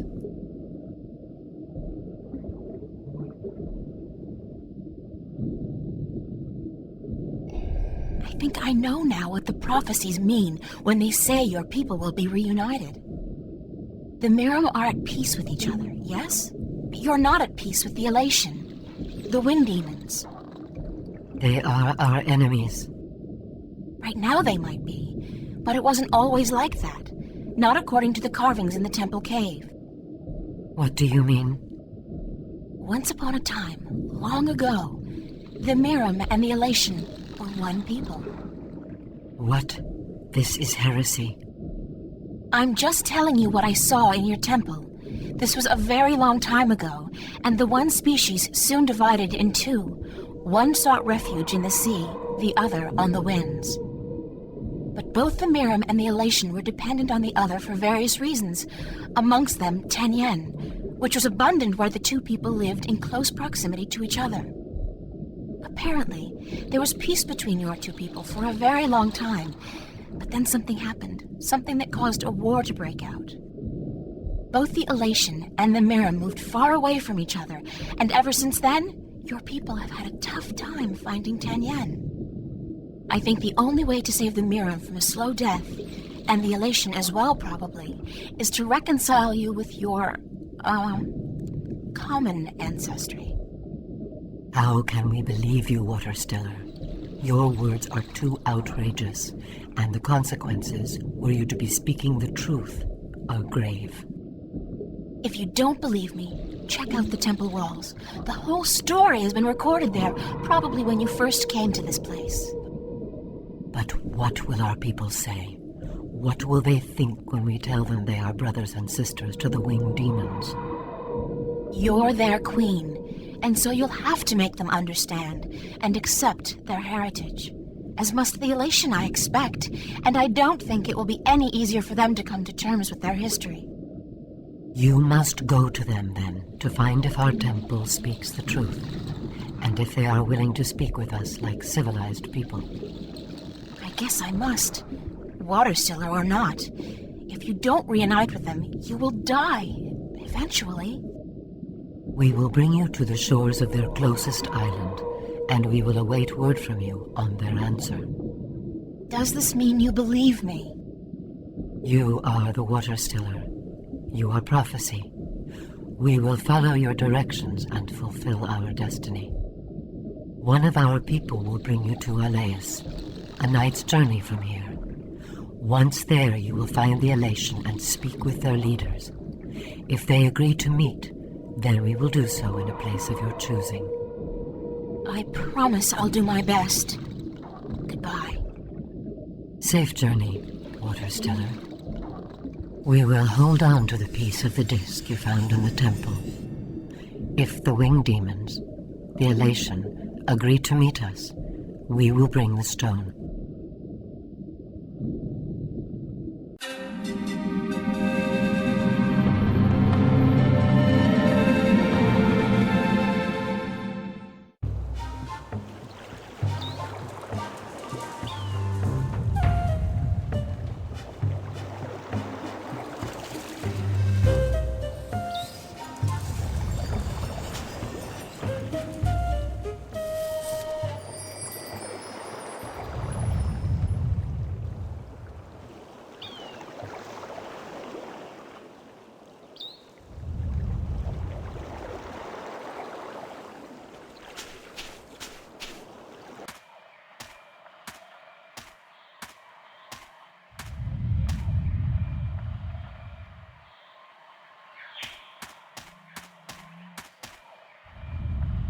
It's a deep hole, more like a crevice actually, caused by some kind of seismic activity. God, it must be at least 50 meters down. The crevice widens out into a huge cave just below, and there's water at the bottom.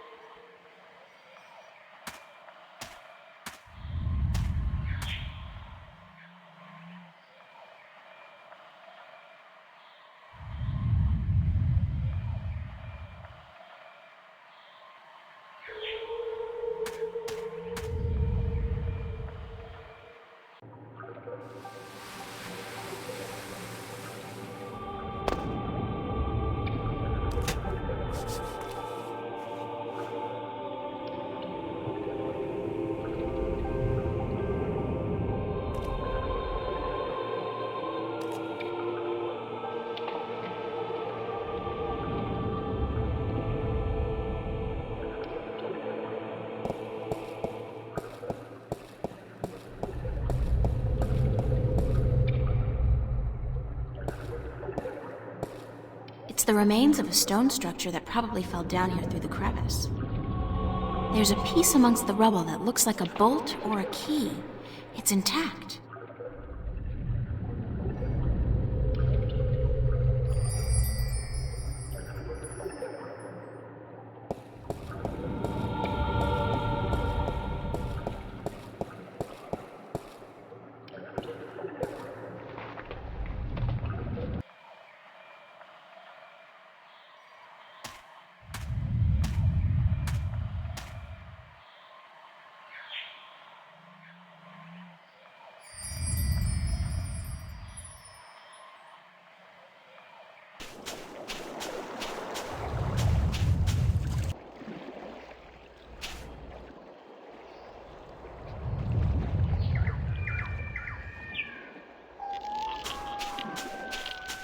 It's some kind of giant crab. Sounds like the poor thing's in a lot of pain. Yeah, the shell does look way too tight. Maybe he's outgrown it, but can't shed it. Or whatever it's called.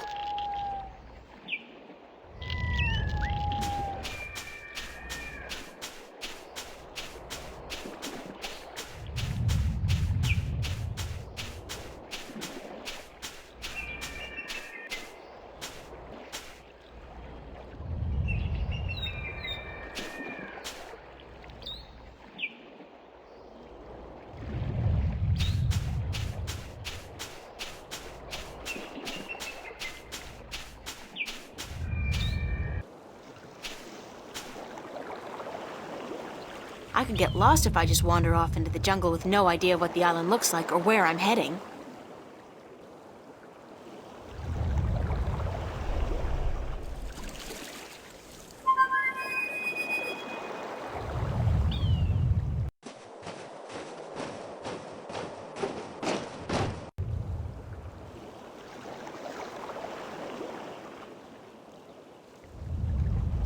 April!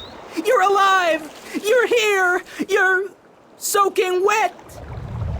Where did you go? I thought you drowned. I was completely miserable.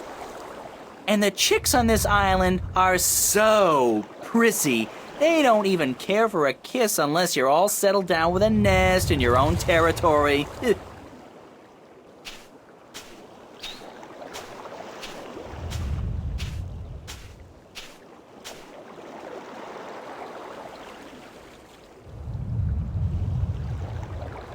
Glad to see you haven't lost the gift of the gab, Crow. Lady, you have no idea how limited bird Twitter can be. It's all, hi this and here I am that, all damn day long. I haven't had a decent conversation in days. Well, you're making up for it now. I never know when you're gonna go AWOL on me again. I had a little adventure under the sea. Oh? I didn't know humans had gills. We don't. Well, I do. I think. At least I can breathe underwater now. Cool. Not as cool as being able to fly, of course, but still. Hey, does that mean you're a mermaid? Hardly. I don't have a tail. What did you do after I saw you last? Well, it took a while, but I found land. Not this island, just a rock with a couple of trees, basically. But when I went back to tell you, you disappeared. I thought you'd gone bonkers from thirst and hunger and drowned yourself or something, so I decided I'd better find solid ground myself or I'd suffer the same fate. And then I found this place. Nice, isn't it? And the best part is, there are no hunters. Only a bunch of big crabs on the east side of the island and a volcano. I'm gonna walk around for a bit, Crow. I'll just stay here and preen myself, thank you very much.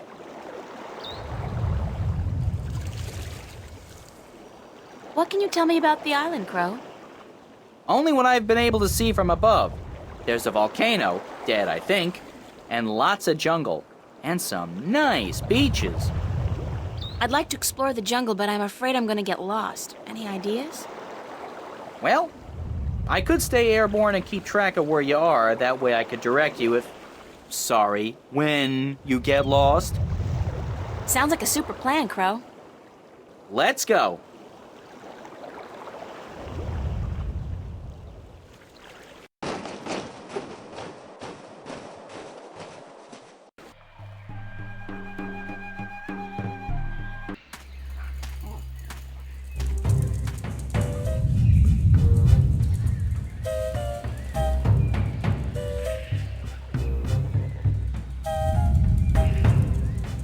The rumbling is much fiercer here, and the ground is really shaking. It's definitely seismic. It has got to be emanating from this volcanic mountain. I mean, it looks dead, but it must be about to wake up or erupt or something. Great! After surviving a shipwreck, being kidnapped by fishes, and learning to breathe in water, I'm about to die in a volcanic eruption? Isn't that ironic?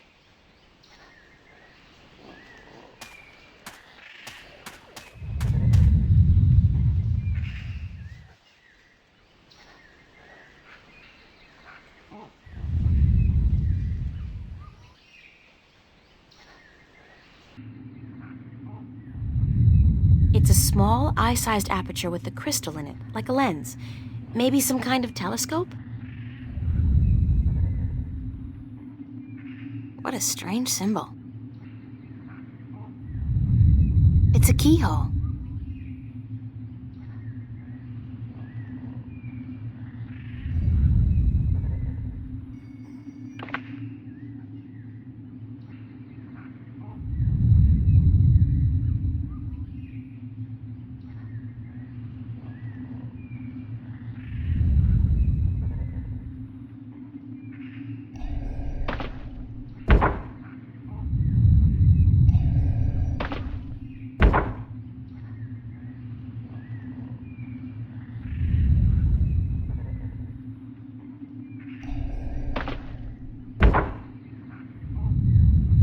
see anything interesting.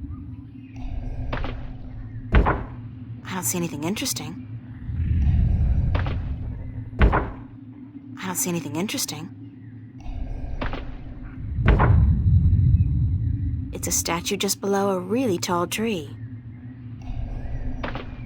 I don't see anything interesting. Somebody's looking back at me. Oh, wait, that's just my eye. The lens is turned into a mirror.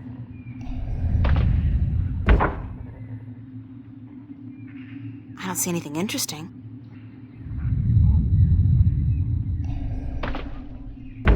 It's a statue standing in the ruins of a city. I can see a statue on a cliff overlooking the sea. I don't see anything interesting. I don't see anything interesting. I don't see anything interesting. It's a statue just below a really tall tree.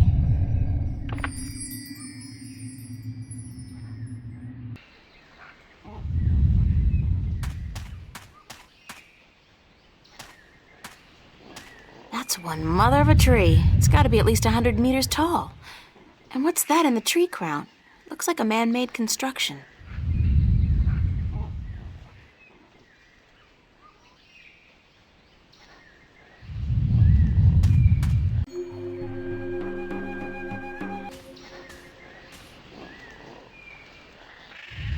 Ow! Shh. Who's there? Shut up. I know there's somebody there. I heard you. Is she gone? Nope. She's still around. Shut up, shut up, shut up. If you won't come out, I'll just sit down here and wait. Sooner or later, you'll have to show yourself. Solar eclipse! Oh my God! Ah! I hate this place. I so hate it, I can't even sit down without crushing the natives. Big person alert! What are you? What does it look like? A talking twig? We're stickmen. And you're an accident waiting to happen with your large, ungainly body and wobbly legs. What's a stickman? An unlucky bugger doomed to a miserable life of stiff backs and monotonous drudgery in the shadow of a mother tree. Happy little fella, ain't ya? You have no idea. So, you guys are stickmen? That's right. I'm Wick. This is Willow. And that dumb-looking one over there is Woody. And this is our mother tree. What's a mother tree? What do you mean, what's a mother tree? It's a mother tree. How difficult can it be? It's our mother, and it's a tree. It's a mother tree. What do stickmen do? What do we do? What do we do? What do you mean, what do we do? Well, the people in this world always do something. Like the Banda dug tunnels in the earth. The Meram killed Snapjaw and covered their houses with Tanyan. You gotta do something. Hey, it ain't easy being a stick, let me tell you. You got your stiff back and limbs, your fear of fire and water, your 300 years of miserable boredom, and then you have to get planted and raise a family. It ain't easy. So, you're not doing anything worthwhile then? Lady, I'm miserable. I'm grumpy, and I got a headache. What do you want from me? Where do the Elation live? The Elation? The guys with wings? Up in the volcano. There's an old city in there. I think they're squatting. How do I get into the volcano? You don't. The road collapsed a few centuries ago, and when traders come, the Elation fly down to meet them. Nobody goes up there anymore. What's that constant rumbling noise? Lady, you have no idea what we have to endure. All day, all night, that noise is just murder. It all started when Quaman, the quiet giant, would you believe that's what we used to call him, was banished by the Orowal from his perfect fishing place to some remote place in the forest. Whoa, information overload. Let's step back for a minute to fill in the details. Who's Quaman, the quiet giant? He's the scariest human we've ever seen. He stands tall as a mountain and uses whole trees for toothpicks. But he was the quiet type and reasonably gentle for a human. He'd spend his days out by the Orowal village, catching fish and frying fish and eating fish, and looking out across the ocean, dreaming about loose women or whatnot. What happened to get the quiet giant banished from that place? The Orowal got scared when he accidentally stepped on one of their young ones. He didn't do any real harm, but they banished him from their village nonetheless, and told him to go far into the forest. Who are the Orowal? They're the crab-like creatures who live down by the sea. They're nice people, if a little crabby. And it's hard to understand what they're saying half the time. Where's Quaman now? Somewhere in the forest east of here, we don't know where exactly. He went there to get as far away from the Orowal as possible. So what does all this have to do with the rumbling noise? Oh, I was getting to that. If you just let me get a word in edgewise. I just had some questions is all. Anyway, Quaman is the brooding type. And he takes everything so to heart, he got instantly depressed and went to sleep. And what is he doing now? Still sleeping. That's the problem. But how long ago was it that the Orowal banished him? The last full moon, nearly 30 sunsets passed. He's been sleeping for a month? He was depressed. What do you want, lady? Once I got so miserable I slept for 8 years.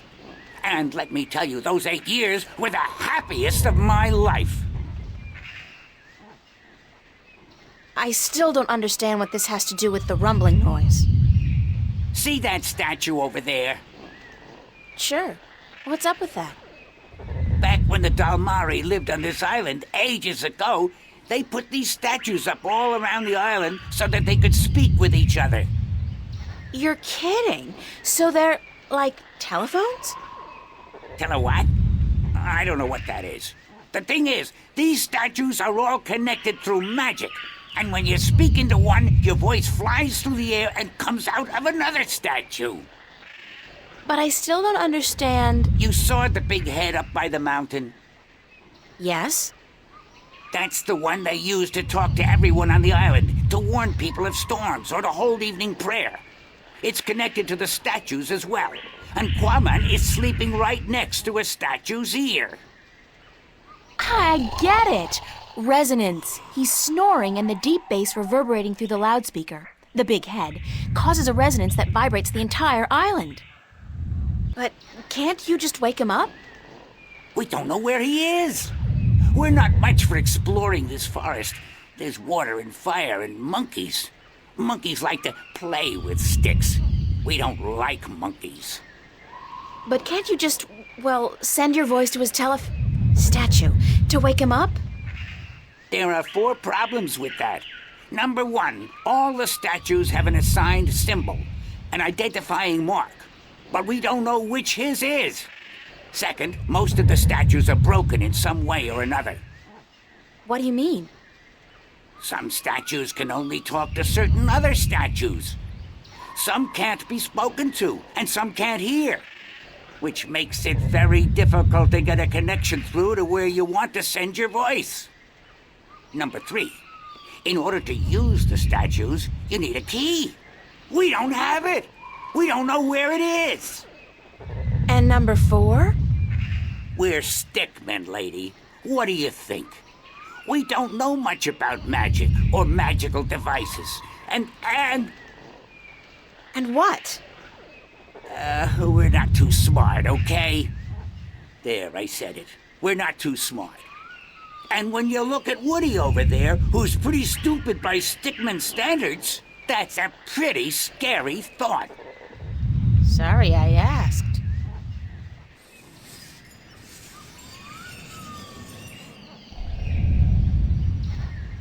He's a stickman. The bottom half of the statue depicts a creature listening, while the top part depicts a similar creature calling out.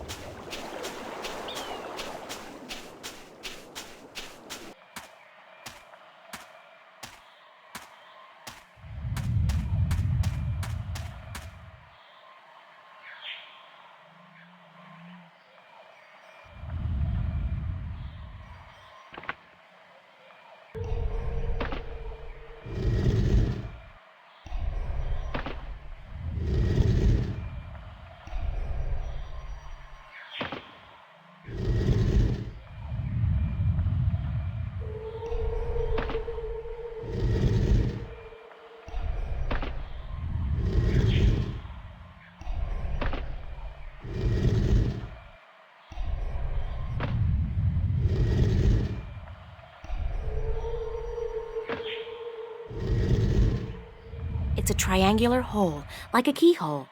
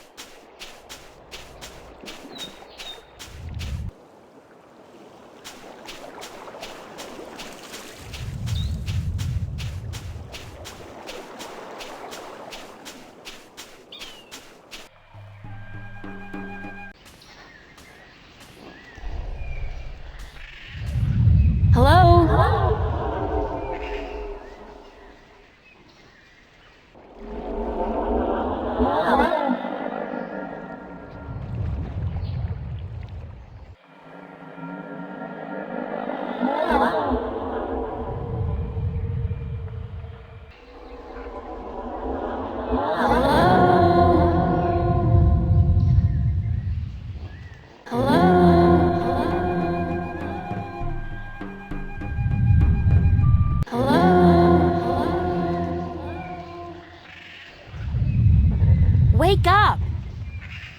Wake up! Wake up! Wake up!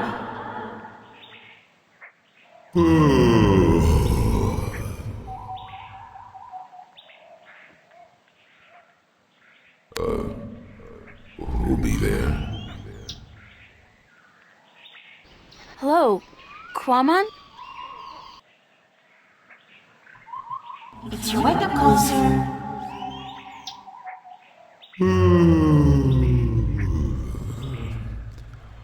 How long Quamon be asleep?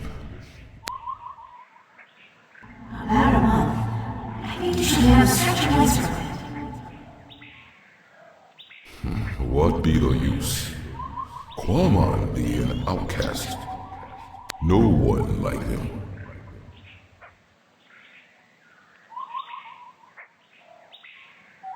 Where are you, Kwamon? That be a secret. Quamon want to be left alone.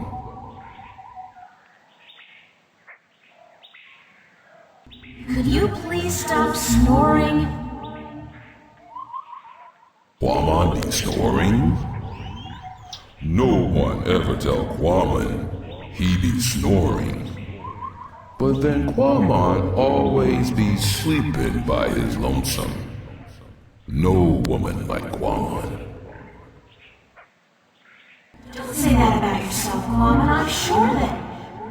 You know, it's kind of uncomfortable to be discussing this in a public like this. Yes, everyone be hearing about Quamon now.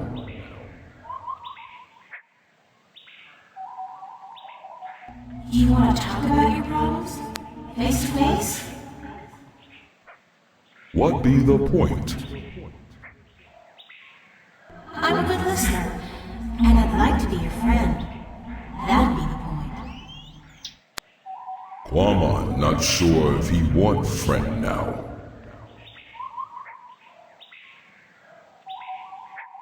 Please let me be your friend. Why? Because I'm lonely too. I don't really know anybody on this island, and I need some help. Well, Quamon be wanting to help, but... Okay. Quamon be your friend and talk to you. My secret place be in the ruins of the old temple, by the wells. Follow the stream up from the rock beach and go right where it branches. Thanks, Kwamon. I'll be there as soon as I can.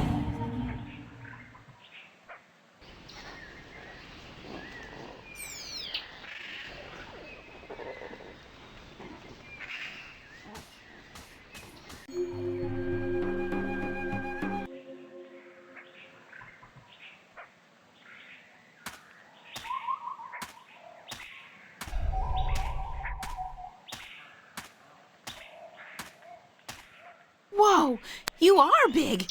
You're just about the biggest person I've ever met.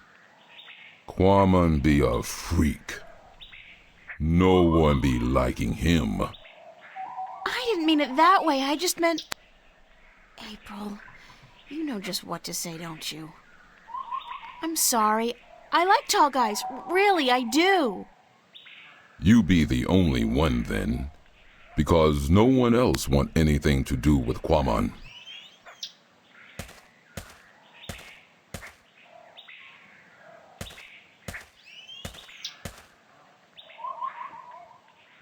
How did you come to be on this island? That be a long story. Do you want Quamon to be telling you? Sure, I have time. Tell me the story. Many long moons ago, Quamon be happy. He be working at the circa in Coruscant, where he be big attraction. What did you do? Quamon be the world's strongest man. He be popular. People come to see him from all the Northlands. Some even from east of the Bay of Fire. But then there be an accident, and the circuit tell Quamon to leave, that he be dangerous, and that no one be paying to see him anymore. What kind of accident? Quamon's most popular feat be the breaking of large rocks with his fist. Everyone would applaud when the rock be breaking. Then one day, the Caliph be at the circa to see the performers. He be saying, Quamon, I hear of him breaking a large rock with his fist. This I want to see. But my performance be over that day, and there be no rock to break. So the circa ringmaster Oberon, he be saying, let's get a rock in here, any big rock at all. So they bring in this rock that Quamon never be crushing before. Quamon not be sure if it is a good idea, because rock can be dangerous when it breaks. But Oberon be saying, this you must do. The Caliph wants to see we do not disappoint the Caliph of Coruscant, or we lose our heads. So Quamon break the rock, and when it breaks, What happened? there be large pieces of rock flying everywhere, and one piece be hitting the Caliph and one his son. The Caliph be not seriously hurt, but his son be unconscious and bleeding from the head. They say to Quamon, run, get away from the circa in Coruscant, or the Caliph will have his head. So Quamon run, and he get passage on ship leaving that night. When the ship passed this island, Quamon be jumping into sea and swimming ashore. And now he be here. What happened between you and the Orlawal? Oh, Quamon be so clumsy, so dangerous. He should not be among people. He be only hurting them. The Orlawal be kind, letting Quamon live and fish in their village. But then Quamon be stepping over a young Orlawal, almost breaking his shell. The Orlawal tell Quamon to leave village, to not come back because he may kill an Orlawal. They tell him to go as far away as possible. Quamon be sad because he liked the Orlawal, and because Quamon be having the best fishing place in all of Elias. He lose his friends and his food. What do you eat now? Quamon fish in these wells here, but the fish that live down there be small and not very tasty. Would you like to move back to the Orlawal village? Oh yes, Quamon be wishing that more than anything in the world. I saw an Orlawal down by the beach, just outside the village. It seemed to be in pain, but I didn't know what to do. Perhaps if you come along, you can help him out and get back in favor with the Orlawal people. Yes, perhaps Quamon can help, even if the Orlawal do not want him back. Here it is, the, Orlawal. Can you help it? Perhaps Quamon can help. Poor Orlawal. It be crying for help. Quamon see what be wrong. The Orlawal not shed its shell when time come, and now it be stuck in the shell. Why didn't the other Orlawal come to its assistance? Their claws be no good for this work. They be helpless.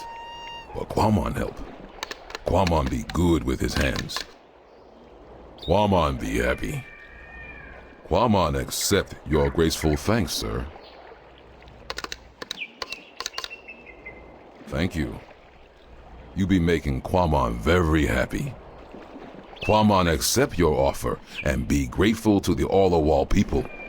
Thank you very much.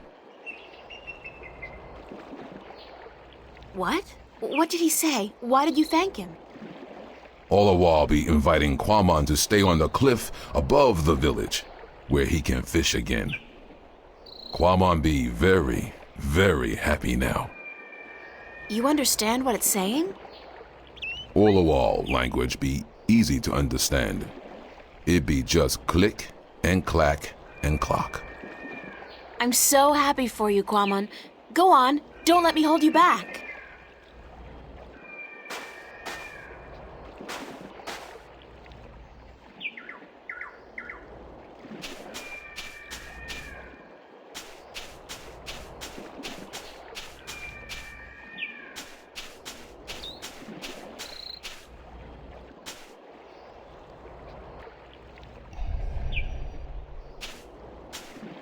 Hey, Quamon, how's the fish biting? With its teeth, but not today. Why's that? Quamon be not certain. The fish always bite before, but then Quamon be having lure. Now no lure, just bait.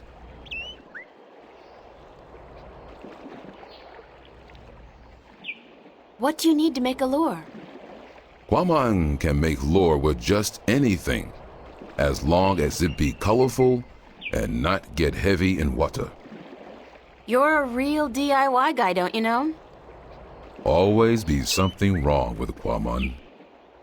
That was actually a compliment. Oh, Are you happy now, Quamon? Quamon be happy. He be wanting fish to bite. But if they do not, Quamon still be happy. Happy fishing. Thank you.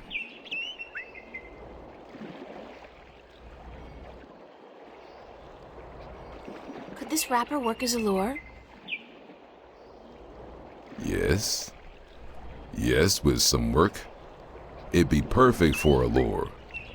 Now Quamon can make one, and hopefully catch many fish.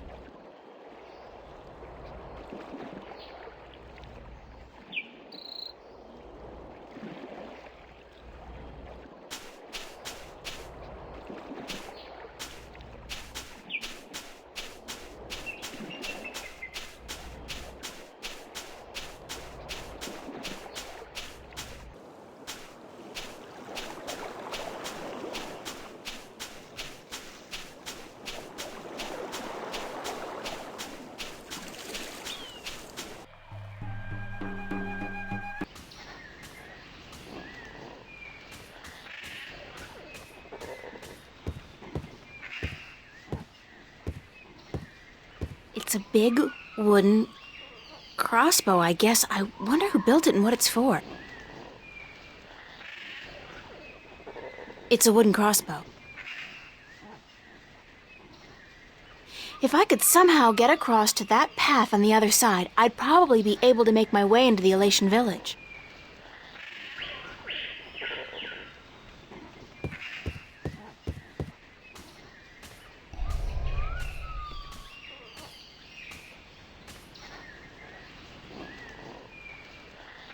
Who built that big crossbow in the tree? I did. Well, I thought of it. And these two nincompoops gave a helping twig on the, manual side. So they built it, and you supervised. Yep. But it's not done. There are still a few pieces missing before we can blast off for Luna. Did you say blast off for Luna? That's what I said, Luna. As in the moon? The same. You intend to go to the moon using that thing? Lunar cannon. And yes, that's the plan. You guys are loonies! If by loonies you mean visionaries, then yes, we are. How come you're not working on your lunar cannon now? Because of that infernal noise is why. But Quamon has moved back to the Orlowal village. He's not going to disturb you again, trust me. Really? How the heck did that happen? Nah, I don't care. The important thing is we can work again. Thanks, lady.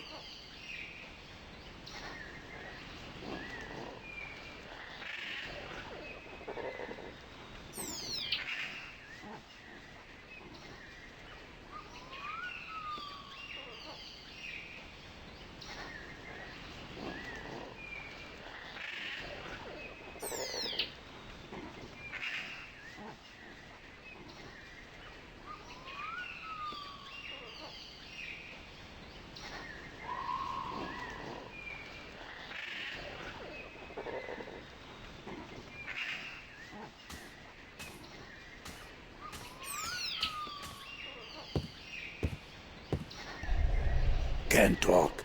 Busy. I'd be happy to talk to you later, but I got some fine-tuning to do before I'm done. How's it going? Almost there. Oh, one tiny little problem, though. And that is? We don't have a bowstring for our, Propulsion drive mechanism, Wick. what he said, yeah, we need a bowstring. Something strong and flexible and sinewy. Like what? I don't know, lady. I'm no engineer. I'm just a supervisor. String made from animal guts would be perfect. Yeah, but look at us. Do we look like the kind of stickmen who'd make good hunters? Do you see me going after a gate beast carrying what, a cone? A dry leaf sharpened to a razor edge?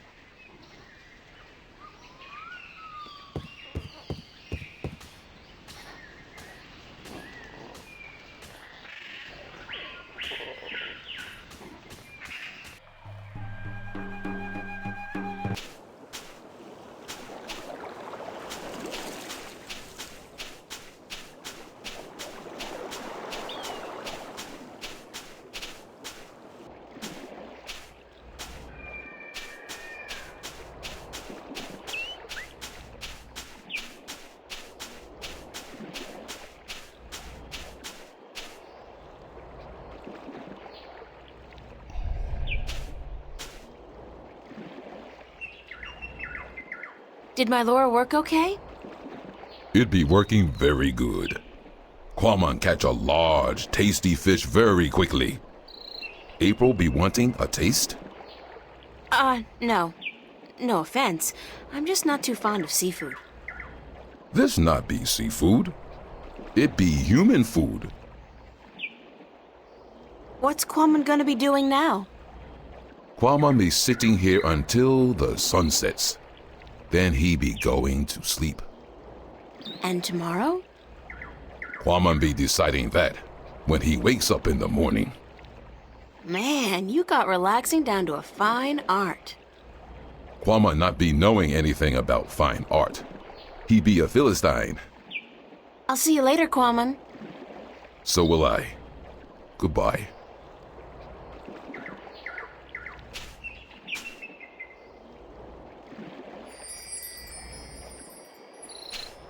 I don't figure I'll be needing the rod anytime soon, but I'll borrow the line.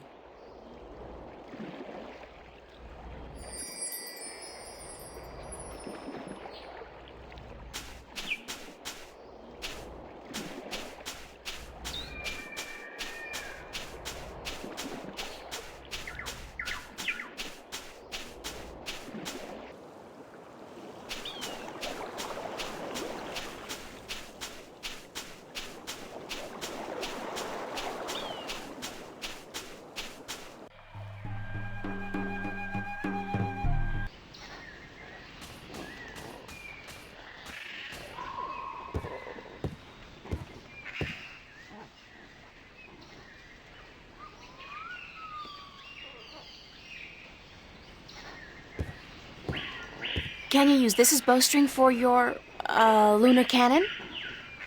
Let me see that. Oh yeah, that gonna work good.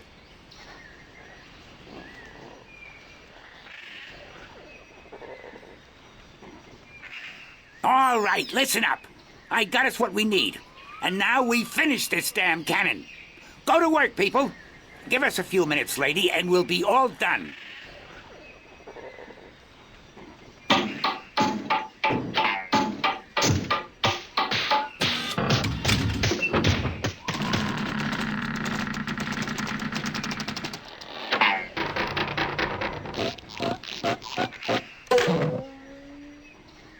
It worked.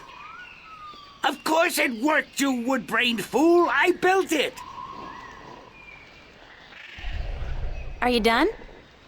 Yes, ma'am. The lunar cannon is now ready to be tested. Well? Well, what? Are you gonna do it? Do what? Test the cannon. Me? And get myself killed? I think not. But go ahead, be my guest. I don't think I'll fit in there. That ain't my problem.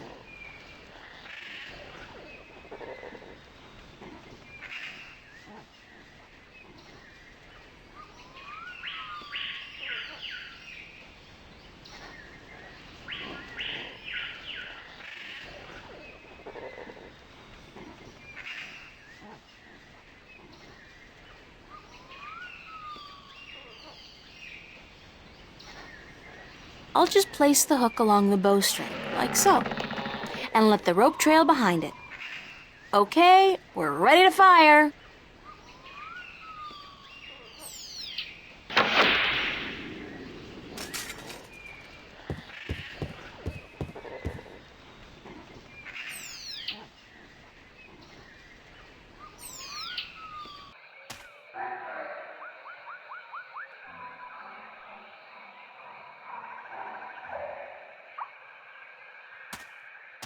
There's a slight updraft here. The wind is channeled through that chasm down there and blown out and up here.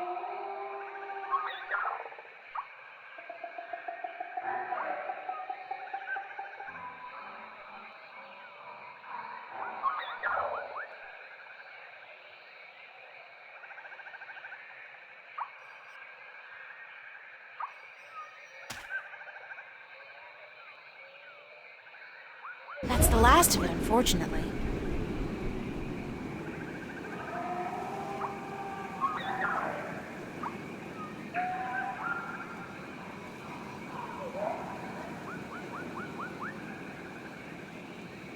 Oh, God, I think I'm gonna throw up. That was so not appetizing. Weirdest thing, though, I do feel lighter. Like I lost 90 pounds. I can't even imagine what people would pay for this stuff back home. Ah!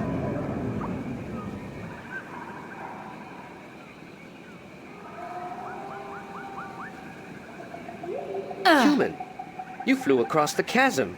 You don't have wings, but still, you fly like the elation. Believe me, I'm as shocked as you are. Are you the Windbringer?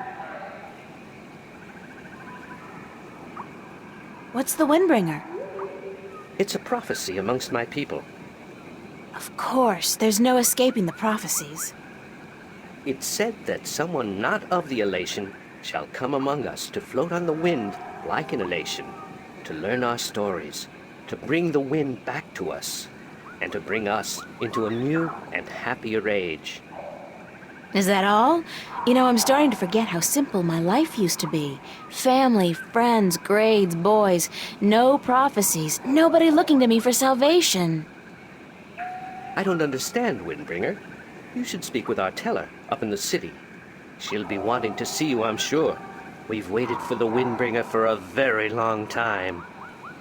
The teller? Thanks. No, Windbringer, thank you.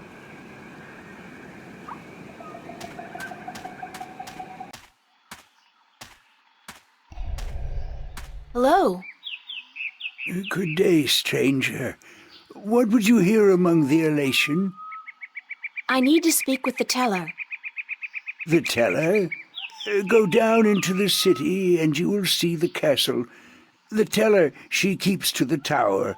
She's old and her eyes don't take well to the sun.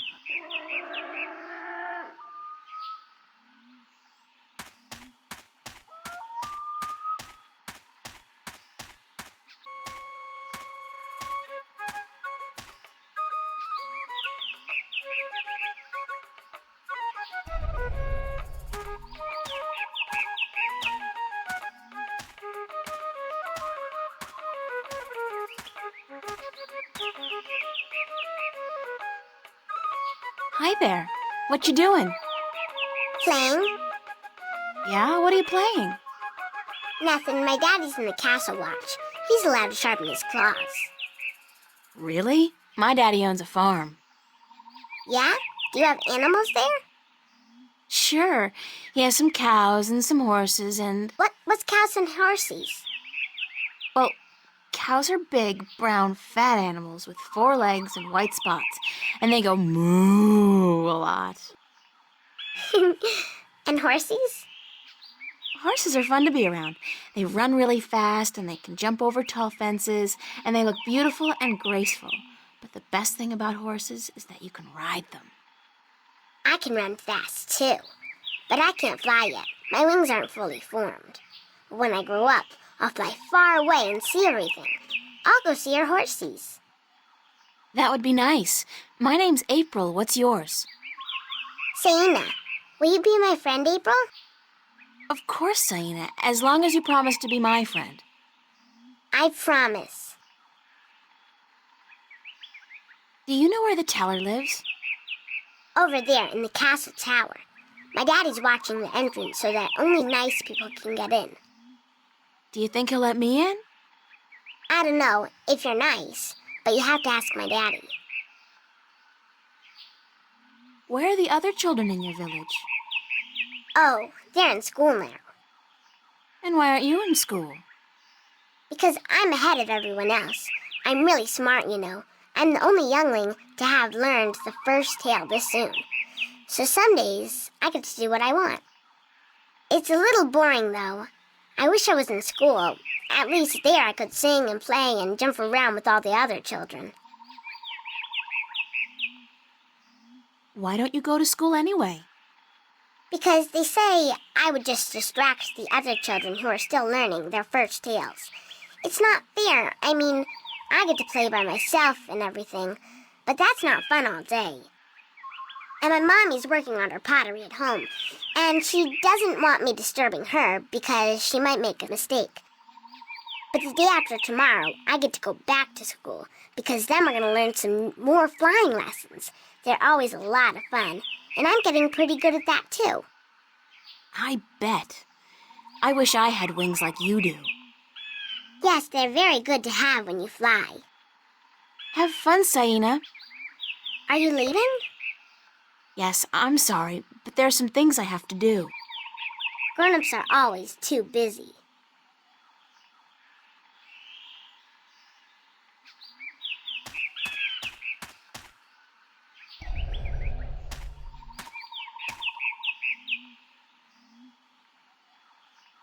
Be careful, don't come too close. I'm almost done with this pot.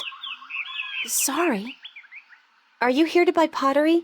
I didn't think traders were allowed up here. No, I came to speak with your teller. Really? I didn't know the teller spoke with anyone from the outside. You must be a very special girl. Supposedly. My name's April, by the way. Nima is my name. Nima of Ta'ama, the only Elation village on Alace. I like your pottery. It's our craft. That and storytelling. But storytelling can't buy merchandise or food. I know a lot of people who live by telling stories, although I guess that's kind of different. They are lucky then. Not that I don't enjoy making pottery. It's good to feel the wet clay between my claws, to shape it into whatever I wish. It's almost like creating a new life, I think. I don't have a husband yet, so I haven't tried. Have you? Do you have a husband and children? Neither, thank God. I don't think I'm ready for that yet. I was 18 turnings this spring. I'm ready for a husband, but I've yet to court anyone who could make me soar on the winds. I think the men of Ta'ama are dull and timid. What about the guard on the road below the village? He's our age, isn't he? Isom? He's quite pretty. And his wings are big, but I don't think he likes me. He never looks at me or talks to me. That doesn't mean anything. He could just be shy. Maybe you could talk to him, find out who he likes, but don't say I sent you. Sure, I can do that. Thank you, April. Thank you, Nima. You're welcome, April.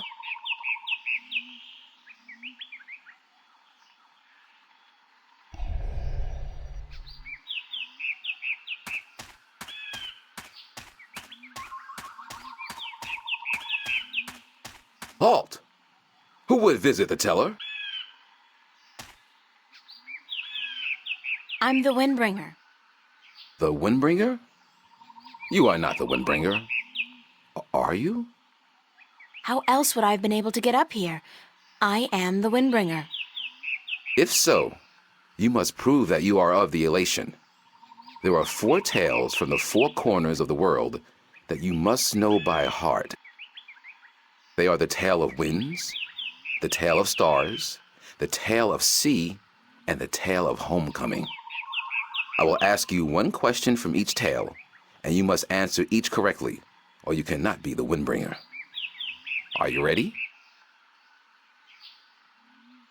No, give me some time to prepare. Then return when you are ready, and I will test your knowledge of the 4 tales.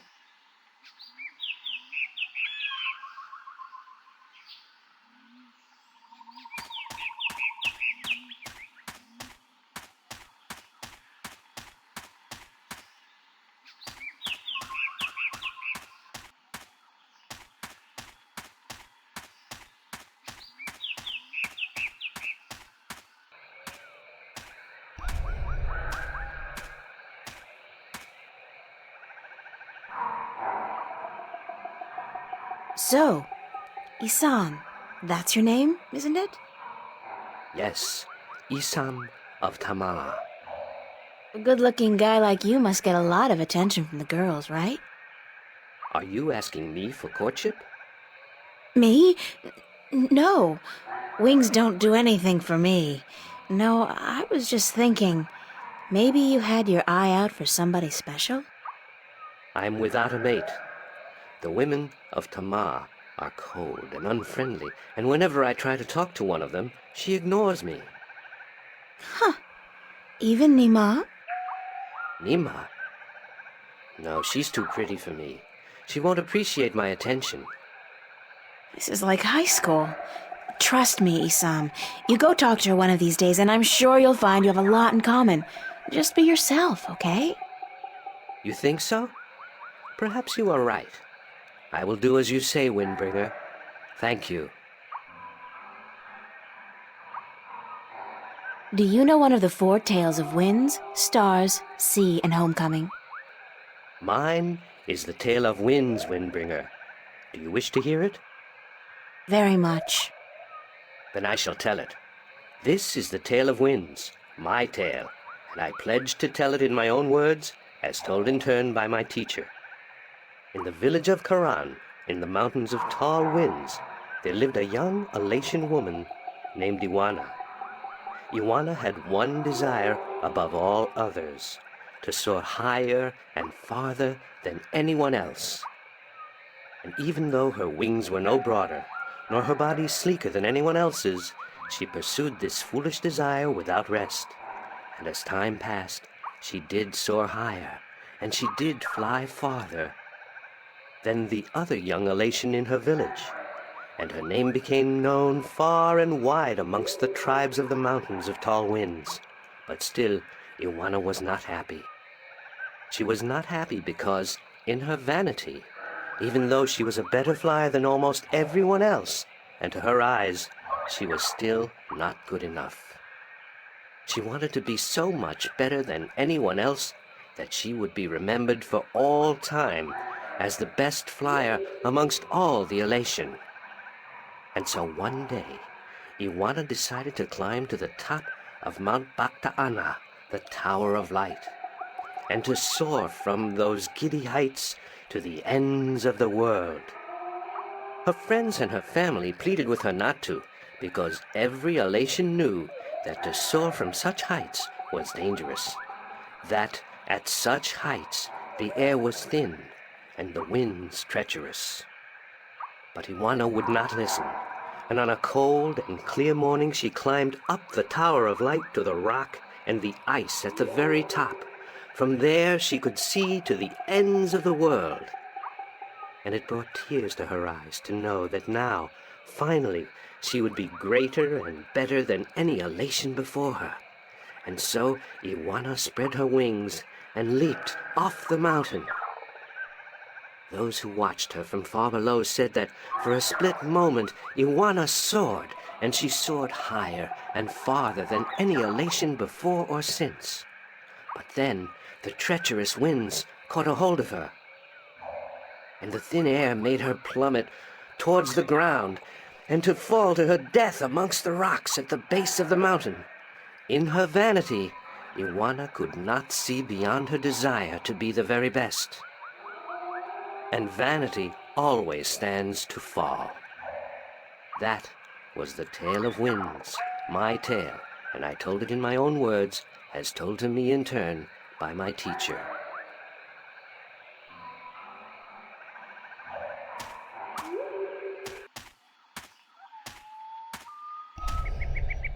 Do you know one of the 4 tales of winds, stars, sea, and homecoming?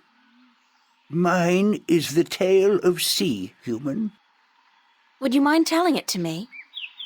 I would be happy to do so. This is the tale of sea, told in my own words, as it was told to me by my teacher in his words, and to him by his teacher in his words. This was a very, very long time ago, when the Elation were a strong people, and we could spend days riding the hot winds above the seas. We hunted fish then, and we were at war with the Merum, the Wet-tails. Acalis was one of the strongest warriors there was. His claws were sharp and long, his beak pointy, and his teeth strong. Acalis was admired by everyone in his clan, and because of this he was cocky and arrogant. So one day, the teller of Acalis city asked him to perform a very important and very special duty, to bring a sacred jewel to the teller of an Elation town across the sea. This particular jewel was very important because it signified a union between the 2 towns, and it would benefit the people of both that it was delivered safely and promptly. Acalis grinned and told the teller that he would deliver the jewel both quickly and safely, and that she was not to worry.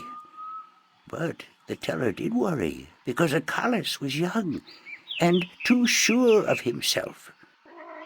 But she wanted to test him, and to teach him that sharp claws, a pointy beak, and strong teeth are not all a warrior needs, that a warrior must also be wise and careful. So Acalis set out across the sea on his flight.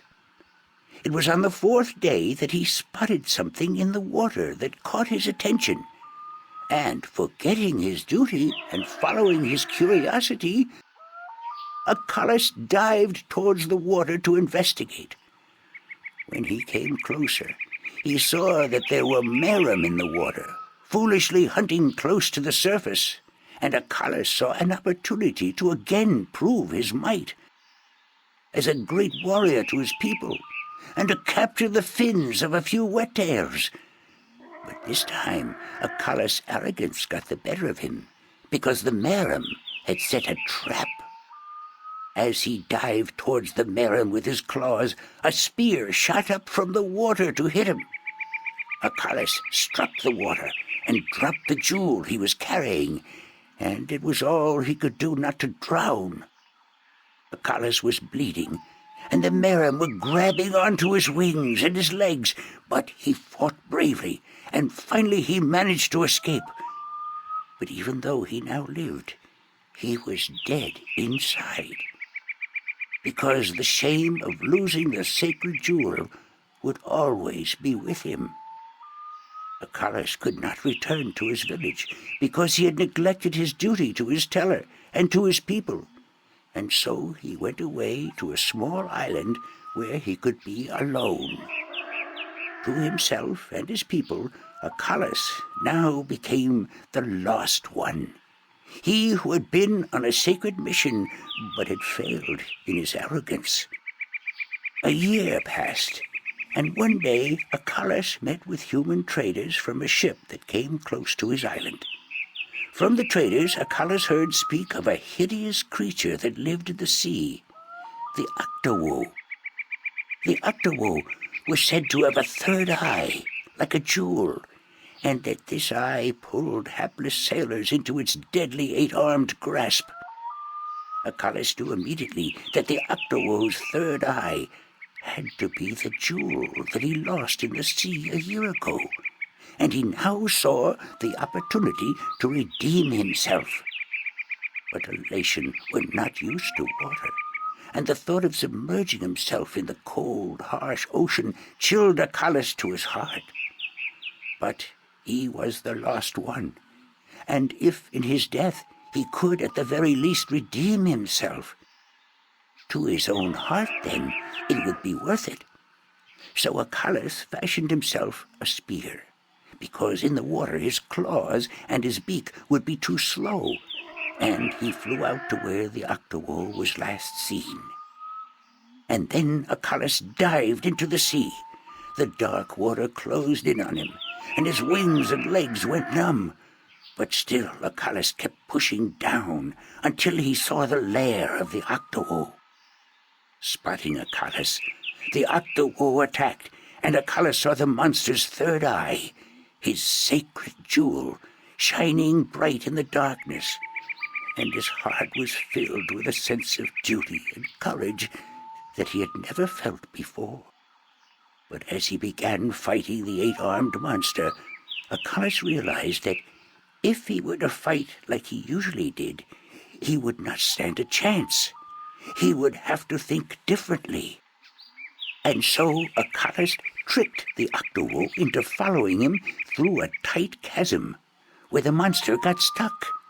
And then he swam above it, and using his spear, tipped a rock on top of the octowoe. Swimming back down again, the octowoe was flailing helplessly. Now, almost out of air, Arcalis took the sacred jewel from the octowoe's head and swam back up.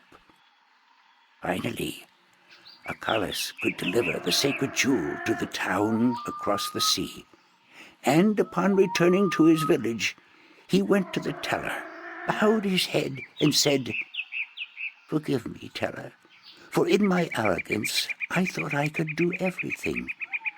But I could not, and I became the lost one because of it."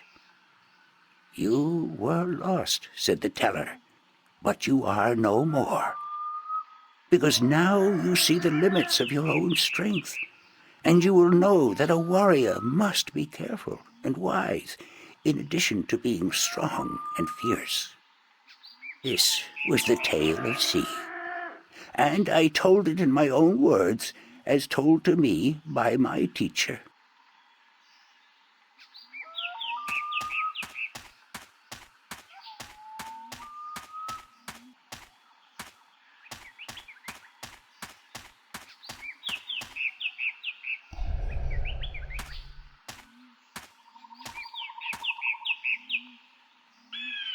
Hi, Nima. Hi, April. Do you know one of the 4 tales of winds, stars, sea, and homecoming? I had to learn the tale of homecoming. It took a long time, but I think I got it now. I'm better with pottery than I am with the tales, unfortunately. Do you want to hear it? Please. Very well. This is the tale of homecoming, my tale, and I shall tell it in my own words, as told to me by my teacher, in her words, and by her teacher in turn. Moran was a handsome young Elation man with strong wings and a hardy beak. He lived below the white cliffs, where the water was salty and the fish plentiful. Moran was betrothed to Inara, the loveliest girl there ever was. She was fair and slender and tall, and her eyes were the clearest shade of blue. But Moran was hesitant to enter into union with Inara, to become her husband and to give her children. He would always come up with a new excuse for why they had to wait a little while longer. Now, Inara was skilled at pottery, but even more so with stories, and the teller of the village had many times asked Inara to be her apprentice, to learn all the tales, so that someday she could take over as the teller. But Inara refused, knowing that if she did accept the teller's offer, she would never be able to marry Moran, because a teller cannot have a husband nor children of her own. Her refusal to become the teller's apprentice was unheard of, because who could refuse such an honor? But to Inara, love was more important. Her love for Moran was beyond honor, beyond reason. But despite Inara's love, Moran was still hesitant, And then one day he told Inara, "I am traveling on a pilgrimage to the far shores. I will be gone for some time, and while I am traveling, and in accordance with our traditions, I will be freed from our betrothal. Not until I come back will the bond between us be renewed." It was not unusual for a young Elation man at that time to go on a pilgrimage, and the bond between the betrothed would often be cut while he was away, to be formed again upon his return. But Inara was heartbroken, because she had thought that Moran would soon want to marry her. When Moran saw her tears, he said to her, "Do not weep. When I come back, I promise I will marry you. Just wait for me, and stay with your pots, to make the time pass quickly." And then Moran left on his pilgrimage to the far shores. Many years went by, and Moran had exciting adventures on the far shores. But by and by, he began to long for home, and for Inara, and now he had finally realized that he loved her, and that he wanted to marry her. But when he returned, he could not find Inara amongst the pot makers. He went to visit her family, and they told him that, after waiting for many years, Inara accepted the teller's offer of apprenticeship. And that when the teller left on the last wind during the previous winter, Inara herself became the new teller. Angry, Moran made his way to the teller's nest, and when he saw Inara, he said to her, "You promised me you would wait." But Inara did not say a single word in answer. She just turned around and lifted something wrapped in leaves from the cot behind her and gave it to Moran. Moran unwrapped the package, and inside he found an old pot, cracked and broken in two. "What is this pot?" he asked. "And why did you not wait for me like I asked you to?" And finally Inara spoke, and she said to Moran, "I made this pot for you, my dear Moran, when you left, because I wanted it to be my marriage gift to you. But when many, many years passed, I finally realized that you did not love me the way I loved you, and to live hoping otherwise would be death." "But I want to marry you," cried Moran. "I came back." But Inara just nodded at the broken pot in Moran's hands and said, "Like an old pot that is left without care, a heart may break in two, and a broken heart can never be mended." And so Inara turned away, never to speak with Moran again, and Moran's heart, like the pot that was left untended, broke in two, because absence makes a heart brittle. This was the tale of homecoming, my tale, and I told it in my own words as told to me by my teacher, and as I will tell it to my student when the time comes. Bye, Nima. Goodbye, April.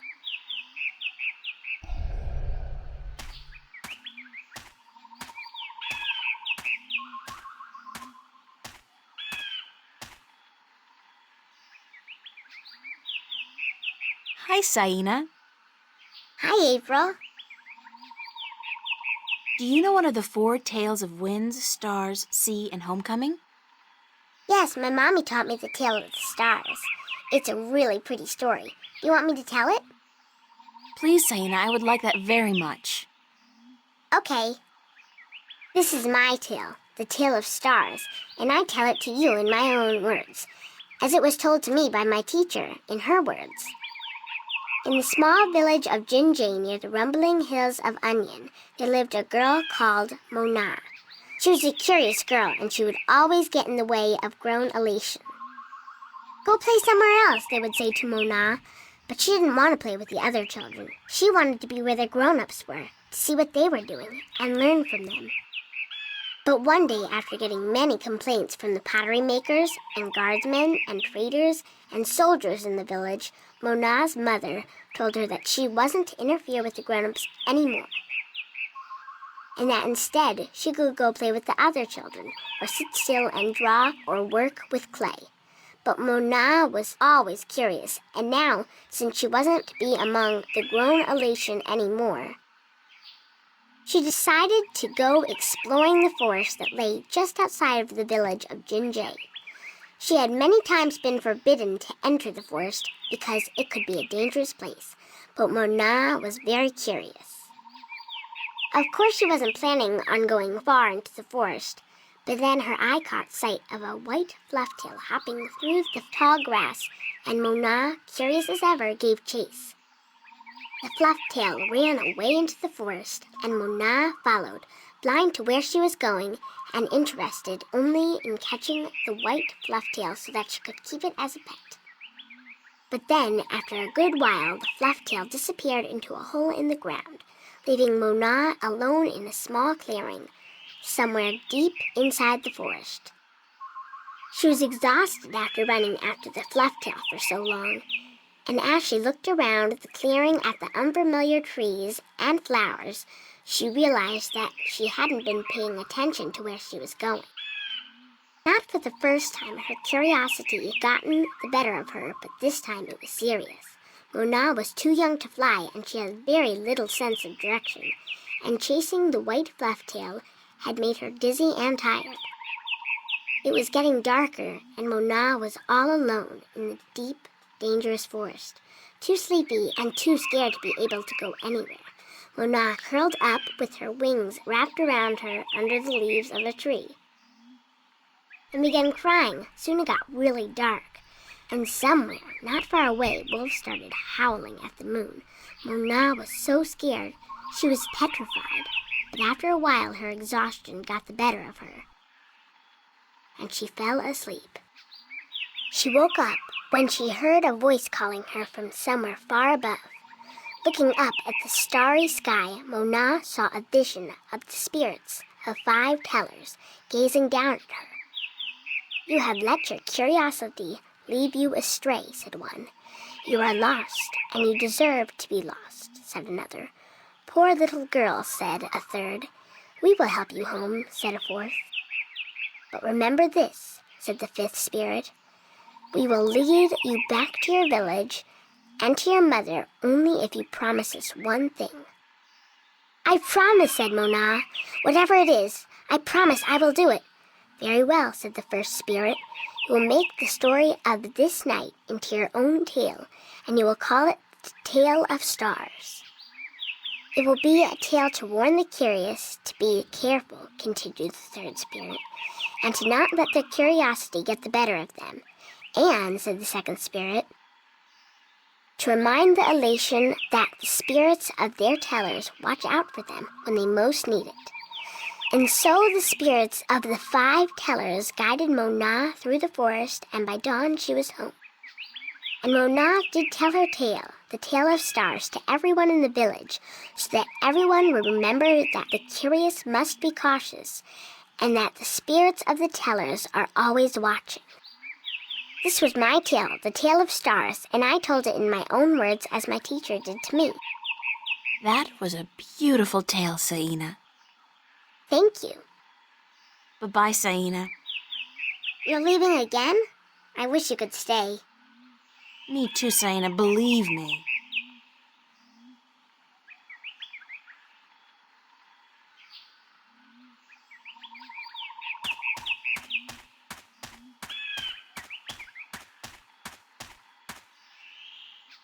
Halt!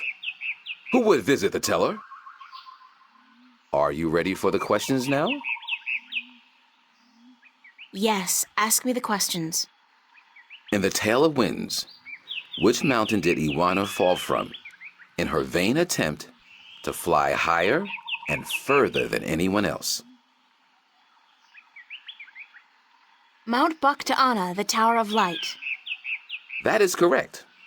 In the Tale of Stars, what did Mona see in the sky that helped her find her way home? The spirits of 5 tellers. That is correct. In the Tale of Sea, what creature did the Lost One battle in his quest to recover the sacred jewel? The Octawo? That is correct. My final question to you is this. In the Tale of Homecoming, what was given to Moran by his teller when he returned from his pilgrimage? A broken pot, to teach him that absence may break a heart in 2.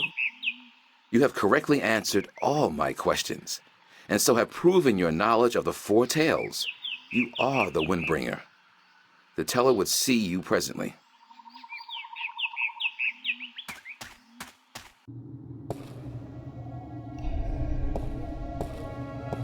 Come closer, human.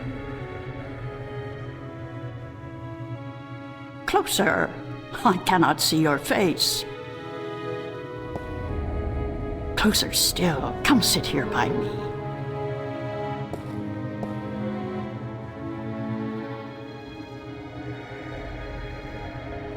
There you are.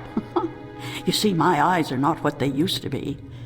Ages ago, I could spot a ladybug crawling up a straw of grass from 15 tree lengths up. Now, I have a hard time seeing my supper. But my ears, balance be praised, my ears, they are as good as ever. I could hear you outside, learning the tales my children tell. You are a good listener and a fast learner. They were interesting stories, and your people told them well. That is what we do.